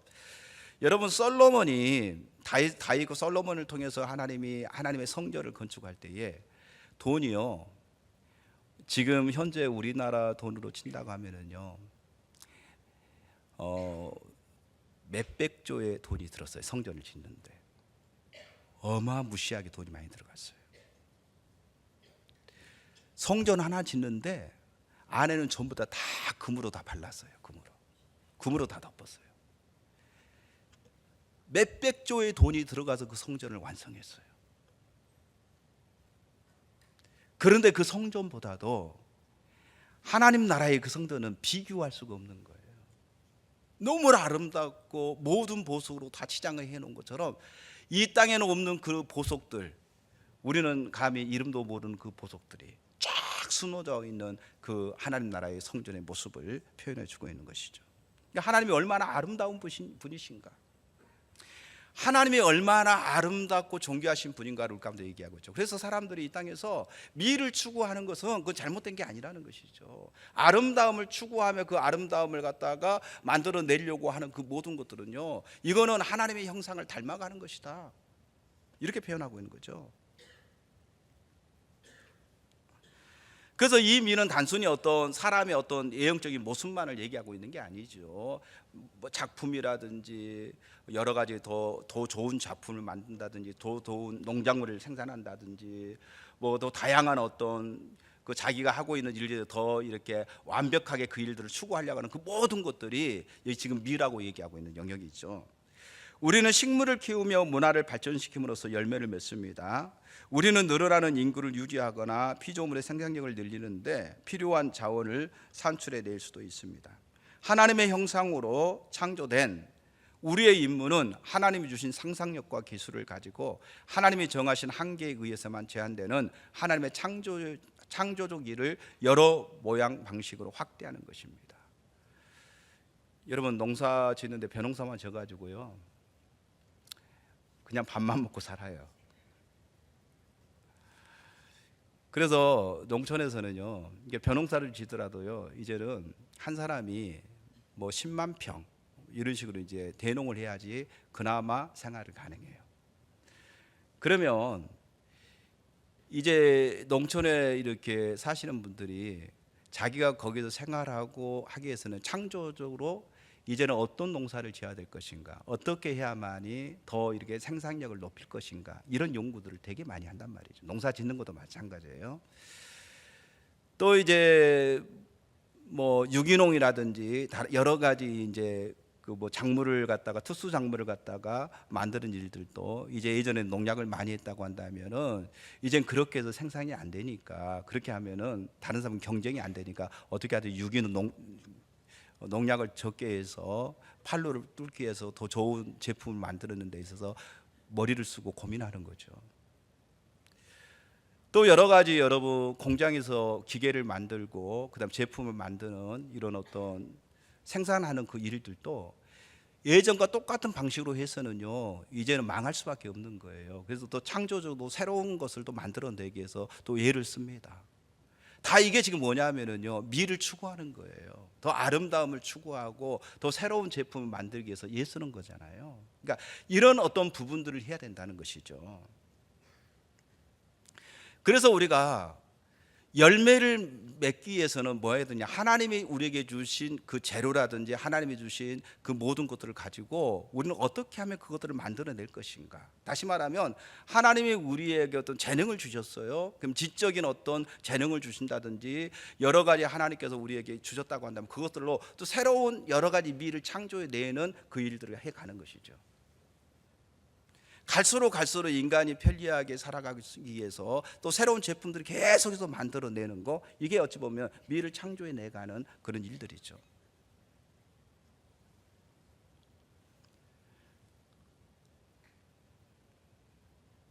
일은 인간을 위한 하나님의 설계에 영구적으로 뿌리를 내리고 있습니다.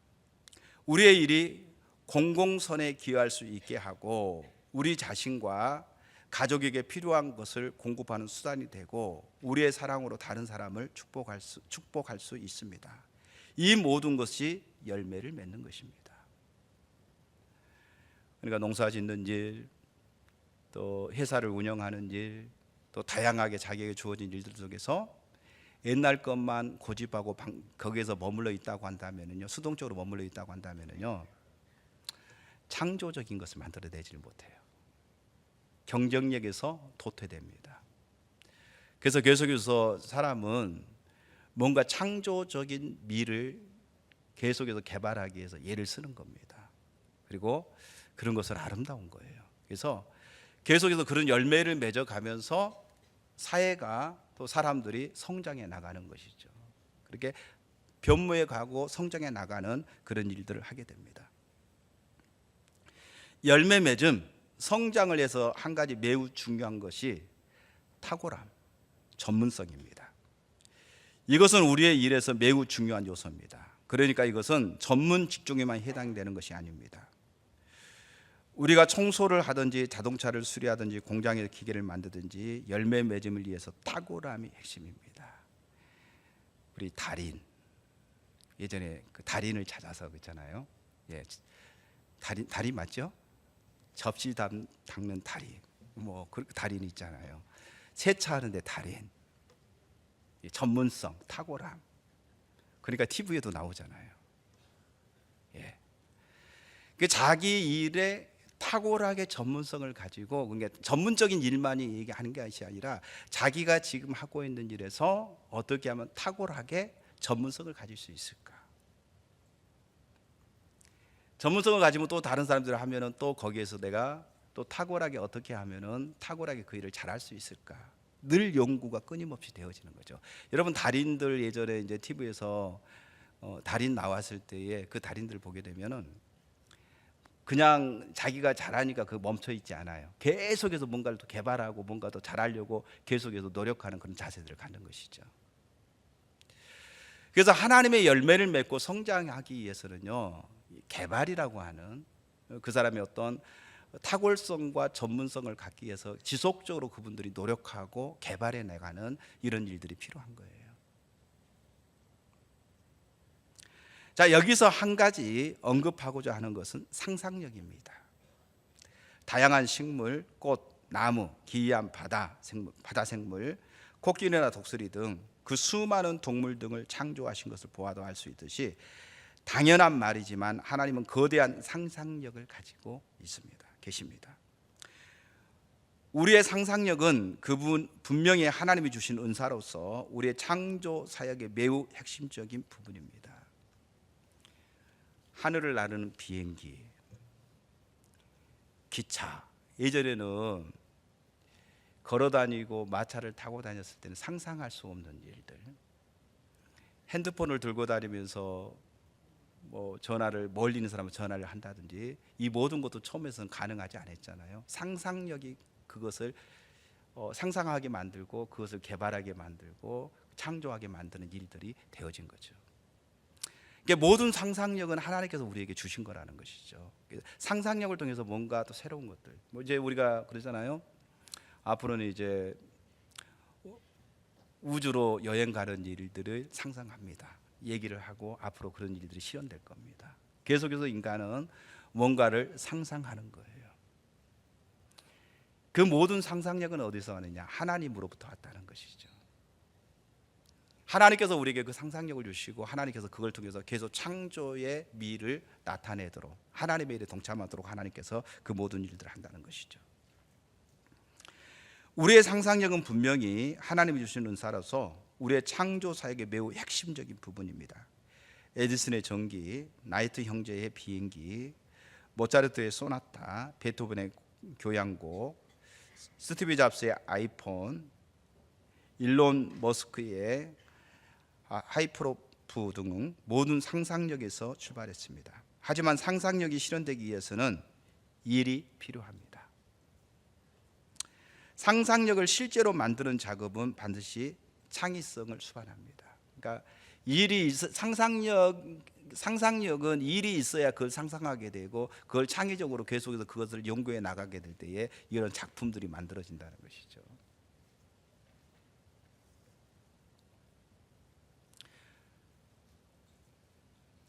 우리 믿는 사람들이 잘못 생각하는 경향이 있는데, 상상력과 창의성은 불신자들의 전유물이 아니에요. 예술 작품이라든지 모든 부분의 상상력과 창의성은 그거는 불신자들의 전유물이 아닙니다.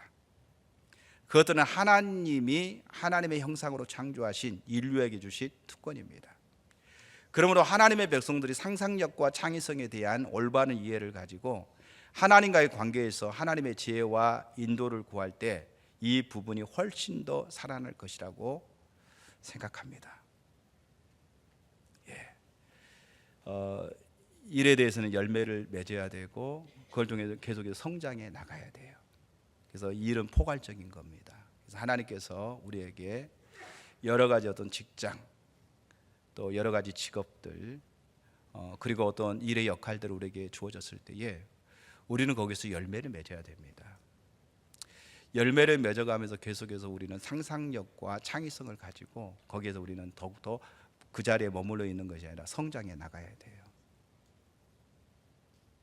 아름다운 것을 더 추구하는 자리로 가야 된다는 것이죠.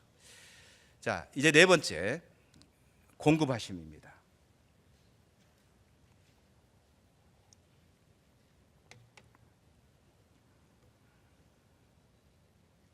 창세기 1장 29절에 보면 하나님의 일시되 내가 온 지면에 씨 맺는 모든 채소와 씨 가진 열매 맺는 모든 나무를 너희에게 주노니 너희의 먹을거리가 되리라.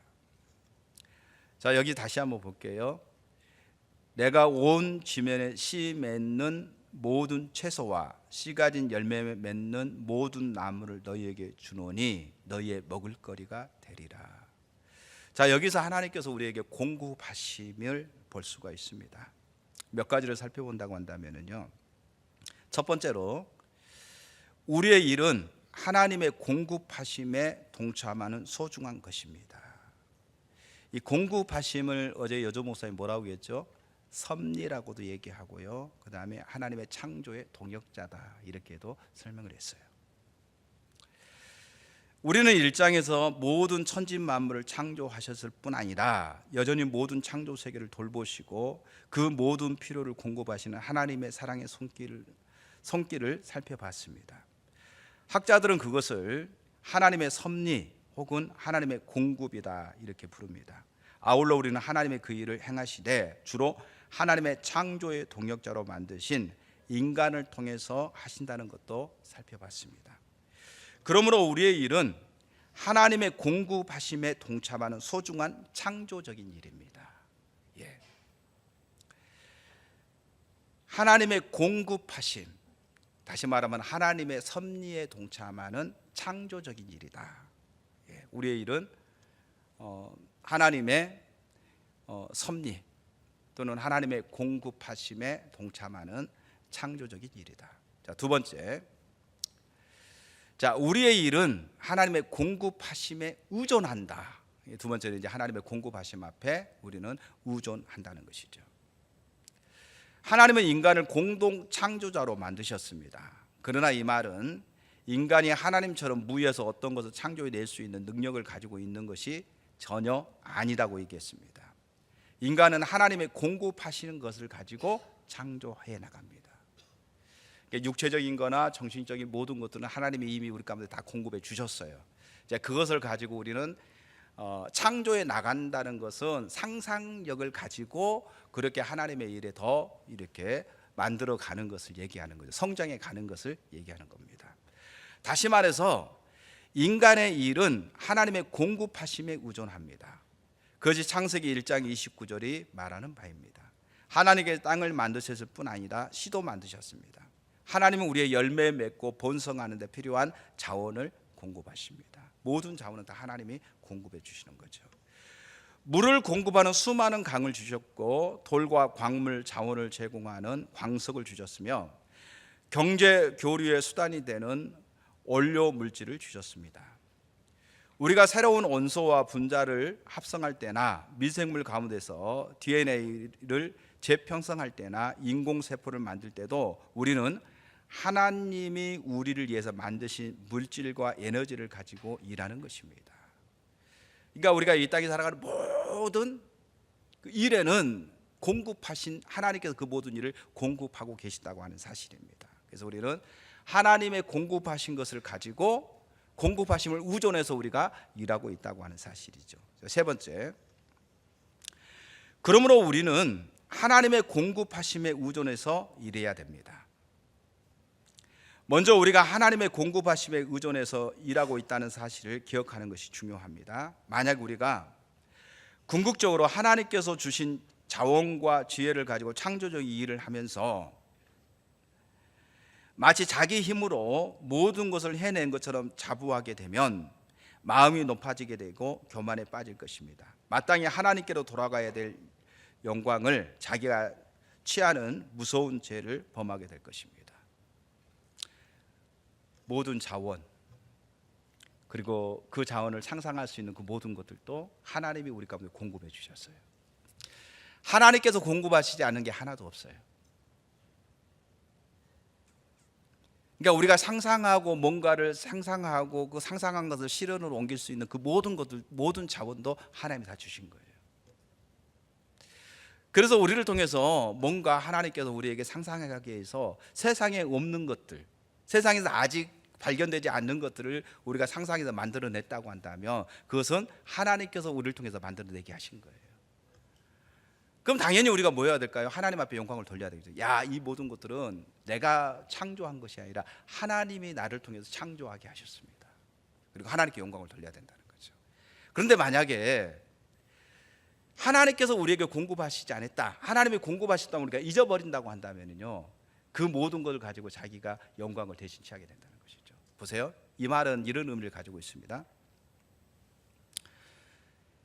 하나님께서 인류를 위해서, 하나님의 창조 세계를 위해서 하나님께서 우리에게 상상하게 하셨고 하나님의 재료를 주셔서 그걸로 하나님께서 인류를 위해서 하나님 창조 세계를 위해서 어떤 물건을 만들어냈어요. 그리고 이 물건은 아주 희귀한 물건이에요. 그리고 인류사에 이걸 아주 귀하게 쓰인 물건이에요. 그러면 가격이 비쌀까요, 쌀까요? 비싸겠죠. 자, 그러면 우리는 그걸 가지고 이제 자기 목적을 위해서 자기 야망을 위해서 돈벌이를 하고 그걸로 해서 자기가 부자가 되는 이런 일들이 주어질 겁니다. 그러면 결론적으로 그 돈 많이 벌어가지고 내가 잘 먹고 잘 살고 이제는 큰 기업의 회장이 돼야 되겠다 뭐 등등 여러 가지 상상할 수가 있겠죠. 좋아요. 자, 이거는 어찌 보면은요, 자기가 했기 때문에 그 모든 소득과 그 모든 것으로 자기 만족을 취하려고 하는 자세를 갖는 하나의 부분입니다. 자, 그런데 두 번째로 생각해 봅시다. 이 모든 자원은 내 것이 아니라 하나님의 것이고 하나님이 그 모든 자원을 내게 주셔서 나를 통해서 그것을 하나님이 만들어내게 하셨어요. 그럼 내가 한 게 아니라 나는 도구일 뿐이고 하나님이 나를 통해서 하나님이 그 일을 하신 거예요. 그러면 하나님이 왜 나를 통해서 그 일을 하게 하셨냐면 하나님의 창조 세계를 이해하고 하나님께 인류를 위해서 하나님이 그 일을 하게 하셨어요. 그러면 돈벌이의 수단이 아니라 그 하나님의 창조 세계를 위해서 하나님이 하게 하셨다고 한다면은 우리가 그것을 통해서 내 만족과 내 기쁨과 그 다음에 그걸 통해서 자기의 어떤 부를 추구하기보다는 어떻게 하면 그걸 통해서 하나님께 영광을 돌릴 것인가. 하나님의 영광을 드러낼 것인가? 이 가치에서도 완전히 달라지는 겁니다.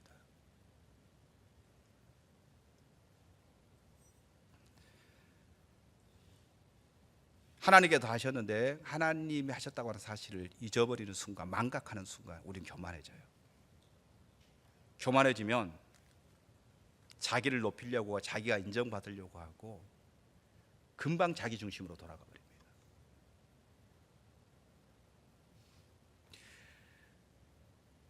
모든 것들이 하나님의 자원이라고 하는 사실, 하나님이 공급하셨다고 하는 사실을 우리는 항상 기억해야 됩니다.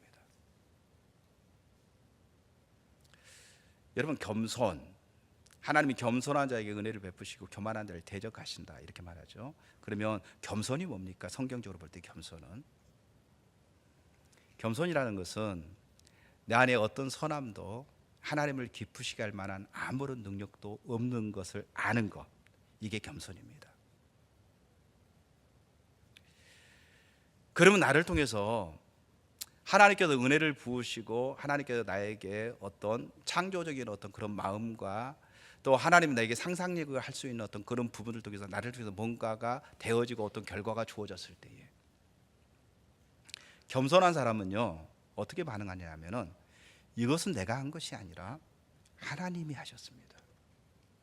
하나님의 일을 이루셨습니다라고 하면서 철저하게 그 모든 걸 통해서 하나님의 이름을 높이고 하나님께만 영광을 돌리게 돼 있어요.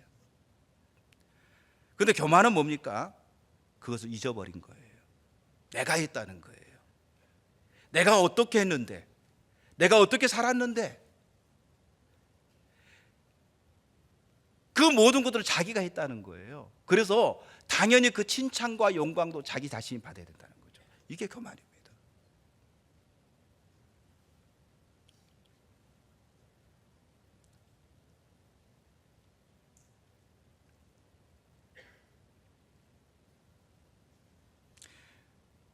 세 번째가 그래서 우리는 하나님의 공급하심에 의존해서 일해야 됩니다.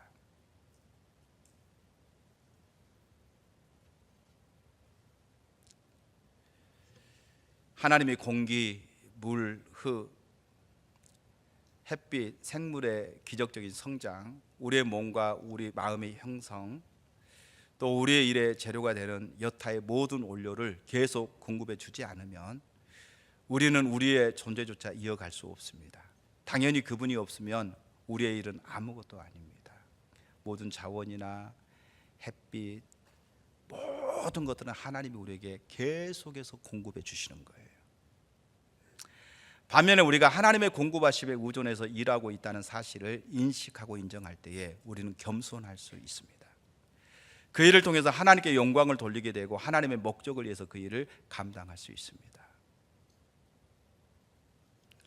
그러니까 아프리카 프로젝트 양계 사업하는 그 모든 것들도 돈벌이 수단으로 하는 것이 아니라 어떻게 하면은 하나님이 우리에게 주신 그것들을 갖다가 같이 나눌 수 있을까? 솔직히 우리가 양계 사업을 하게 될 때에 우리의 많은 헌신들이 필요합니다. 뭔가 수입을 창출하기 위해서 하는 것은 절대로 아니에요. 어려운 사람들에게 일자리를 제공하고 그들에게 필요를 공급해주고 그래서 사랑을 같이 나누고 하나님이 우리에게 부여하신 것을 같이 나누는 그 헌신적인 일을 하는 겁니다.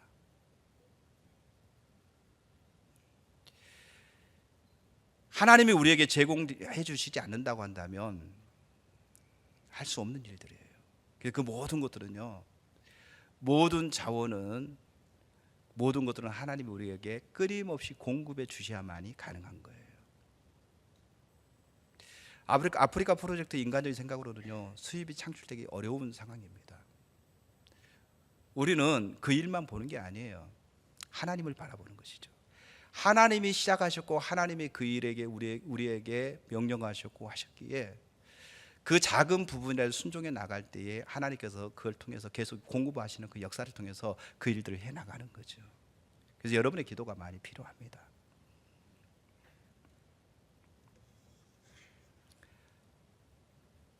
더 나아가 우리는 우리의 일을 위해서 하나님의 공급하심에 의존해야 됩니다. 일을 하면서 우리는 수많은 한계에 부딪힙니다. 특히 우리가 하나님의 목적을 위해서 하나님의 방법대로 하나님의 성품을 따라서 일을 하려고 할 때에 더욱 그럴 것입니다. 우리는 하나님의 공급하심을 구하고 그것을 의지해 나가야 합니다. 우리는 하나님의 일에 동참하고 있는 것입니다. 그 일은 근본적으로 하나님의 일입니다. 하나님은 하나님의 목적을 위해서 그 일이 성취되도록 공부하시기를 기뻐하십니다. 우리가 하나님의 공급하심을 의존할 때에 우리에게 자신감이 생깁니다. 우리는 자신의 능력이나 환경의 변화무쌍함에 의해서 낙심할 필요가 없습니다. 하나님의 능력이 우리 일에 열매 맺게 하시도록 우리는 그분을 신뢰할 수 있습니다. 우리가 하는 것은요, 주님을 철저하게 신뢰하고 주님 바라보는 거예요. 하나님의 그 일을 하시도록. 아멘. 이게 열매 맺는 거고요, 성장하는 겁니다. 마지막 5번째로 한계입니다. 자, 창세기 2장 2절에서 3절 말씀 같이 읽어볼까요?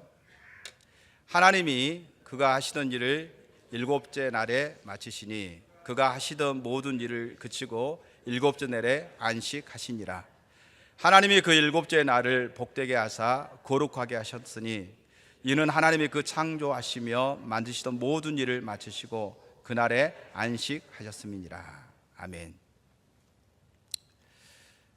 우리가 이제 그 하나님이 창조 사역을 6일 동안 마치시고 제7일에 하나님이 안식하셨다고 얘기하고 있습니다.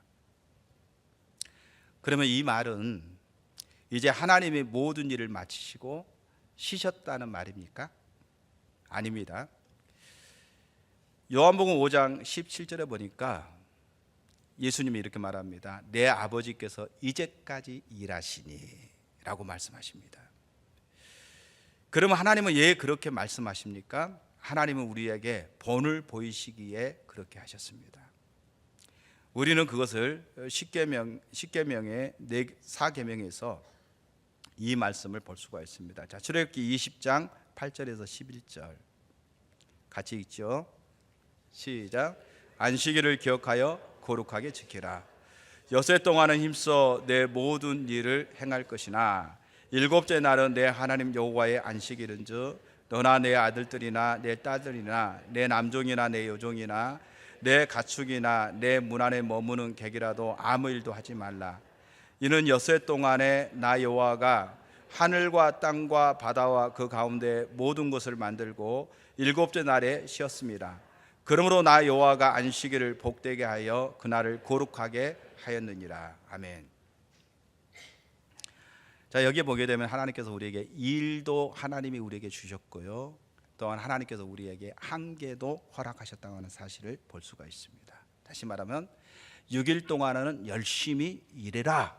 그리고 제7일에는 뭐하라? 아무것도 하지 말고 쉬어라. 이렇게 하나님께서 한계를 딱 정해 주셨어요. 자, 그러면 하나님께서 우리에게 한계를 두셨다는 말은 무슨 의미를 가지고 있습니까? 우리가 하나님이 정하신 한계를 따라 일한다는 것은 무엇보다도 우리 일에서 하나님이 우리의 일의 중심성을 가지고 있다는 겁니다. 하나님이 주인이라고 하는 사실입니다. 그래서 일의 신학 성경 주석은 이 영역에 대해서 이렇게 말하고 있습니다. 하나님처럼 우리의 7째 날마다 우리가 일을 멈춘다면 우리의 삶이 일이나 생산성에 의해서만 규정되는 게 아니라는 것을 인정하는 것이다. 그러니까 우리의 일이나 생산성에 의해서 규정되는 것이 아니라 바로 하나님이 우리에게 말씀하신 하나님 중심에 따라서 우리가 그렇게 규정되고 있다는 것을 얘기하고 있죠. 엘터 브리그만은 그것을 이렇게 표현했습니다. 안식일은 하나님의 삶의 중심에 있다는 것을 가시적으로 증거하는 것이다. 즉 사람의 생산과 소비는 모든 피조물에 하나님의 규정하고 축복하고 제한하신 세상 안에서 발생한다는 걸 증거하는 것이다. 어떤 의미에서 우리는 우리 자율성의 일부를 포기하는 것이며 창조주 하나님에 대한 우리의 의존성을 인정하는 것이다. 그렇지 않으면 삶은 완전히 인간 통제 아래 있다는 착각 속에 살아가게 될 것이다. 우리 삶의 중심에 하나님이 있다는 것을 인정하는 거예요. 우리가 하나님을 존중히 여기고 하나님의 법에 따라서 하나님의 통치 아래 우리가 지금 머물러 있다고 하는 사실을 인정하는 것이 안식일을 지키는 겁니다. 일을 쉬는 겁니다. 만약에 그렇지 아니하고 계속 일한다고 한다면은 하나님의 통제를 벗어난 거죠. 그래서 세상의 모든 것들이 어디에 있느냐? 내 통제 아래 머물러 있다고 생각하게 되는 것이죠. 자, 하나님의 한계를 따라서 일하는 것의 하나는 안식일을 지키는 것입니다.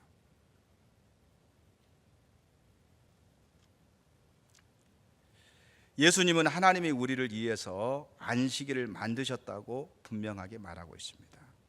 마가복음 2장 27절에 보면 또 이르시되 안식일이 사람을 위하여 있는 것이요 사람이 안식일을 위하여 있는 것이 아니니 이렇게 말씀하고 있습니다. 구약에서 유대인들의 안식일은 금요일 저녁부터 토요일 저녁까지를 안식이라고 얘기하죠. 그러나 초대교회에서는 안식일의 주인인 예수님께서 부활하신 날을 기념해서 안식 후 첫날, 즉 주일날 우리가 말하는 일요일에 모여서 하나님을 예배했습니다. 그래서 우리는 주일을 지키는 거죠. 그러므로 우리에게 주일의 일상의 일로부터 휴식을 취하며 하나님 앞에 나와서 하나님께서 행하신 그 놀라운 구원의 역사를 기억하고 기념하며 하나님을 예배하는 것은 아무리 강조해도 지나침이 없을 만큼 중요합니다. 우리는 그 시간을 통해서 하나님과 만나고 하나님의 비전을 새롭게 발견하고 하나님의 뜻을 따라 살아갈 수 있는 힘을 공급받고 하나님의 능력으로 옷 입게 될 것입니다. 우리는 이제 주일날 일을 쉬고 교회에 모여서 하나님을 예배하고 또 하나님이 주신 그 은혜를 경험하고 또 하나님의 비전을 또 깨닫는 시간들이 되어지고 하나님의 어떤 공급하시는 그 하나님의 역사들을 경험하는 그런 시간들이 안식일 날 쉬면서 다시 주일날 쉬면서 그렇게 하나님 앞에 예배됨으로 공급받는 거예요. 여러분들은 주일날 주님으로부터 풍성하게 공급받는 시간입니까? 노동하는 시간입니까? 여러분은 주일을 기뻐하세요? 싫어하세요?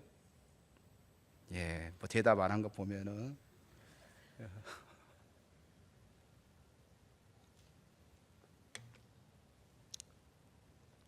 여러분 주일에 교회에서 섬기는 거, 봉사하는 것을 일로 생각하지 마세요. 주님 앞에서 예배하는 겁니다. 그래서 우리가 주일에 주님 앞에서 예배하고 주님 앞에 공급받는 시간들을 갖기 위해서 정말 여러분들이 하나님 앞에 우리가 어떤 자세로 평상시에 일을 하고 추구하고 주님 앞에 머물러 있는가. 우리가 일하면서도 주님과의 만남을 갖지만 그러나 이제 우리의 어떤 일상의 일을 쉬면서 교회 와서 하나님 앞에 예배 드림으로 우리에게 주어진 그 휴식을 취하고 그 안에서 하나님 주시는 공급하심을 경험하는 일들은요 너무너무 중요한 일이에요.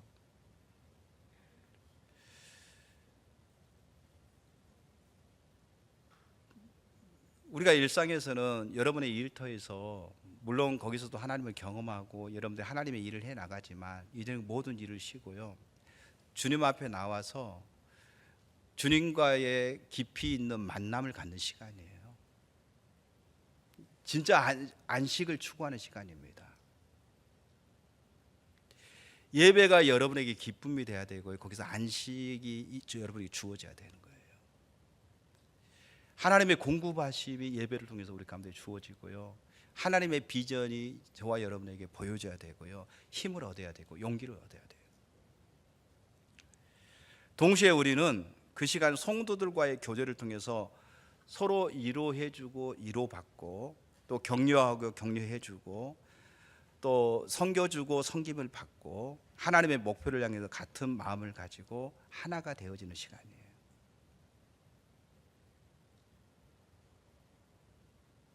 이게 이제 공동체죠. 이게 교회입니다.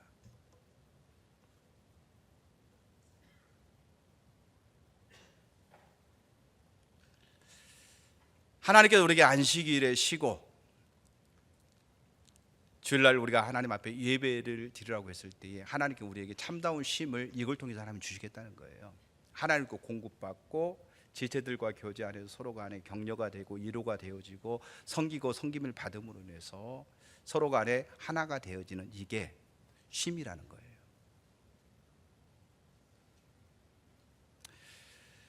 우리가 이제 저도 그 육신적인 어떤 피곤함 이런 일들이 이제 많이 있죠. 그러면 때로는 그 늦게까지 잠을 자보려고도 해요. 잠이 안 와요. 저는 새벽이 아니라 아침에 막 8시, 9시까지 잠자는 사람 보면은 그 잠이 그렇게 올까? 허리는 안 아플까? 물론 젊은 친구들은 이해를 해요. 예, 뭐 우리 애들도 하루 종일 자기도 하니까 이해는 한데 어른들 말이에요, 어른들. 허리가 아파서 잠을 못 자겠어요. 뭐 한 6시, 7, 늦어도 7시 정도는 일어나야지. 예. 그러니까 이제 그러는 거죠. 그렇다고 해서 힘들다고 해서 이불 속에 있다고 해서 그게 쉼이 아니더라고요. 진짜 쉼은요, 교회 가서 저 같은 경우 그래요. 저 같은 경우는 교회 가서 강대상에 가만히 앉아 있을 때에 진짜 쉼이 거기서 주어지더라고요. 주님 앞에 가만히 그냥 앉아, 기도한 것도 아니고 그냥 앉아 있어요. 앉아 있는데 진짜 육신의 피곤이 싹 가시고요, 진짜 안식과 기쁨이 거기서 주어지더라고요. 위로가 되어지고요. 육신적으로 피곤해서 피곤한 게 아니구나. 하나님의 쉼이 우리 가운데 필요하구나. 예, 근데 하나님의 쉼의 자리에 머물러 있지 않다 보니까 피로가 누적되는 거예요. 피로가 누적되니까요, 여러분들이 자도 피곤한 거예요. 이게 잠 많이 자지 마세요. 적당하게 자세요. 예. 주님 앞에 여러분들이 쉼을 얻으면은요, 가뿐해집니다. 그렇다고 해서 알아서 하세요. 예.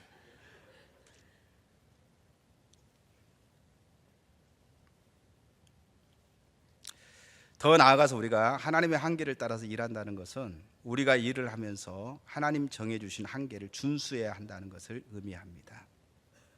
하나님은 인간을 처음 만드실 때부터 우리의 삶의 모든 영역에서 하나님 중심적인 삶을 살도록 명령하셨습니다.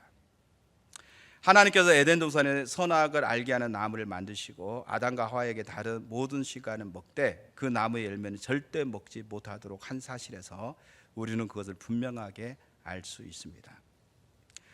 그래서 우리가 하나님께서 창조하신 자원을 가지고 우리의 상상력과 기술을 동원해서 일하되 하나님께 정하신 한계를 준수해서 일해야 합니다. 그렇지 않으면 우리는 하나님의 의도, 목적, 계명에 반하는 방식으로 일할 수 있습니다.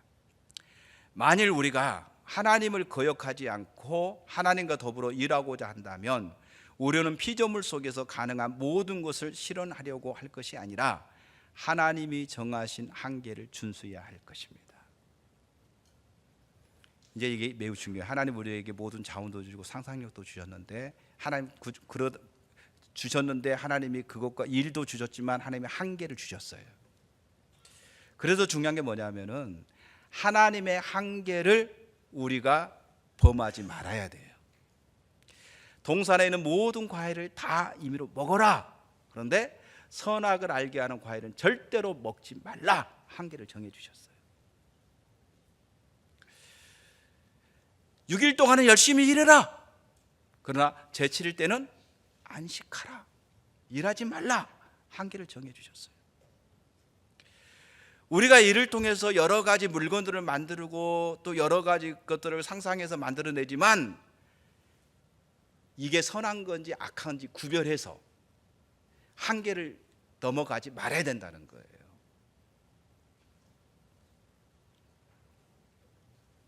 하나님 보시기에 합당하지 않는 것을 넘어가서는 안 된다는 거죠. 하나님이 정하신 한계 안에서 우리가 하나님의 한계를 따라서 그렇게 상상하고 일하고 그 일들을 만들어내는 것이 필요하다는 거죠.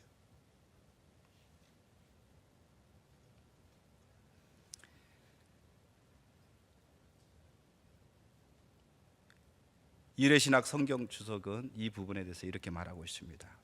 모든 좋은 일은 하나님의 한계를 존중한다. 자원 추출, 오염, 서식지 개량, 식품이나 의복이나 기타 모든 목적으로 사용할 동식물에 대한 땅의 용량에는 한계가 있다.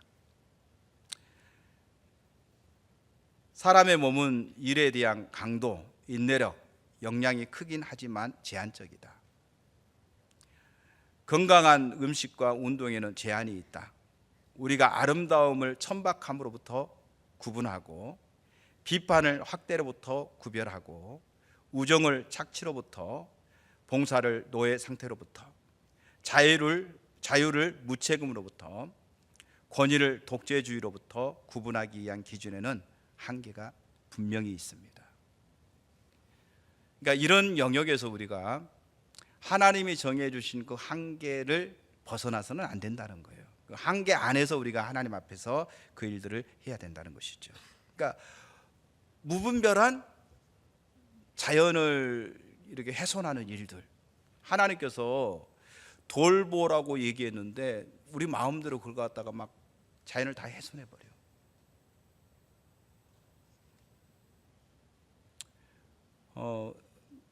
제가 전주에 살고 있는데 우리 전주에 난개발로 인해서 아파트를 많이 지었어요. 물론 이제 그러다 보니까 이 여름에 엄청, 예전 대구가 굉장히 덥잖아요, 그렇죠? 대구만큼 전주가 더워요, 여름에. 왜? 난개발로 바람길을 다 막아버린 거예요. 그러니까 아파트가 또 새로 지어져서 옛날 인구는 늘어나지 않는데 이 지방 도시가 인구가 늘어난 것이 아니라 인구가 점점 계속 감소해 가잖아요. 감소해 가는 그런 상황이 있는데 아파트는 계속 쓰러져. 그러면 신도시 개발해서 신도시 계속 아파트 지으면 또 사람들은 새 것을 좋아하니까 또 새 것 찾아서 열심히 또 가잖아요. 구도시가 사람들이 점점 줄어들어. 이제 이러다 보니까 자연이 많이 훼손되는 거예요. 그러면 살기 좋아야 되는데 살기 좋은 것이 아니라, 물론 새 것들이 들어오니까 좋은 면도 있지만요, 다른 한편으로는요 부작용도 많이 일어나는 거예요. 그래서 어느 정도 우리가 살기 좋기 위해서는요, 자연을 훼손하는 일들, 이런 부분들에 있어서 한계를 가지고 일을 해야 된다는 것이죠.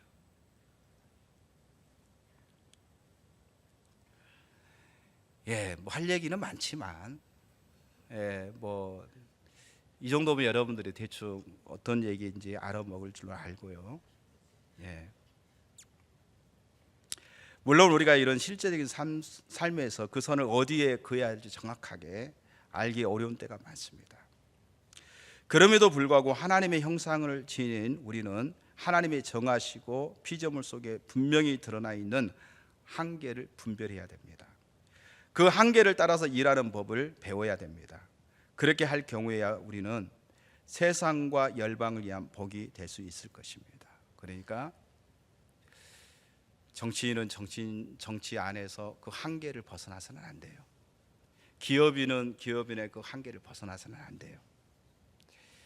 모든 사람들에게는 다 한계가 분명히 하나님의 한계를 가지고 있어요. 그 안에서 우리가 창조적인 일을 하고 아름답게 생산하는 일을 하지만 그 한계를 벗어날 때에는 도리어 그것이 우리 가운데 크나큰 재앙이 될 수 있고 아픔을 가져올 수 있다고 하는 사실을 기억해야 됩니다. 오늘 저는 일의 범주 5가지를 살폈습니다. 이것을 요약하면서 일의 신학 성경 주석은 다음과 같이 말합니다. 우리는 일의 열매를 맺도록 하나님의 공급하시는 것에 의존하며 그분의 말씀 속에서 주어지고 피조물 가운데서 분명하게 드러난 한계를 존중하면서 다른 사람 및 하나님과의 관계에서 2차적 창조자로서 일하도록 지음을 받았습니다. 저와 여러분이 하나님이 창조하시고 하나님께서 우리에게 이제는 정복하고 다스리라, 그 다음에 경작하라, 돌보라, 이 체급을 주셨어요.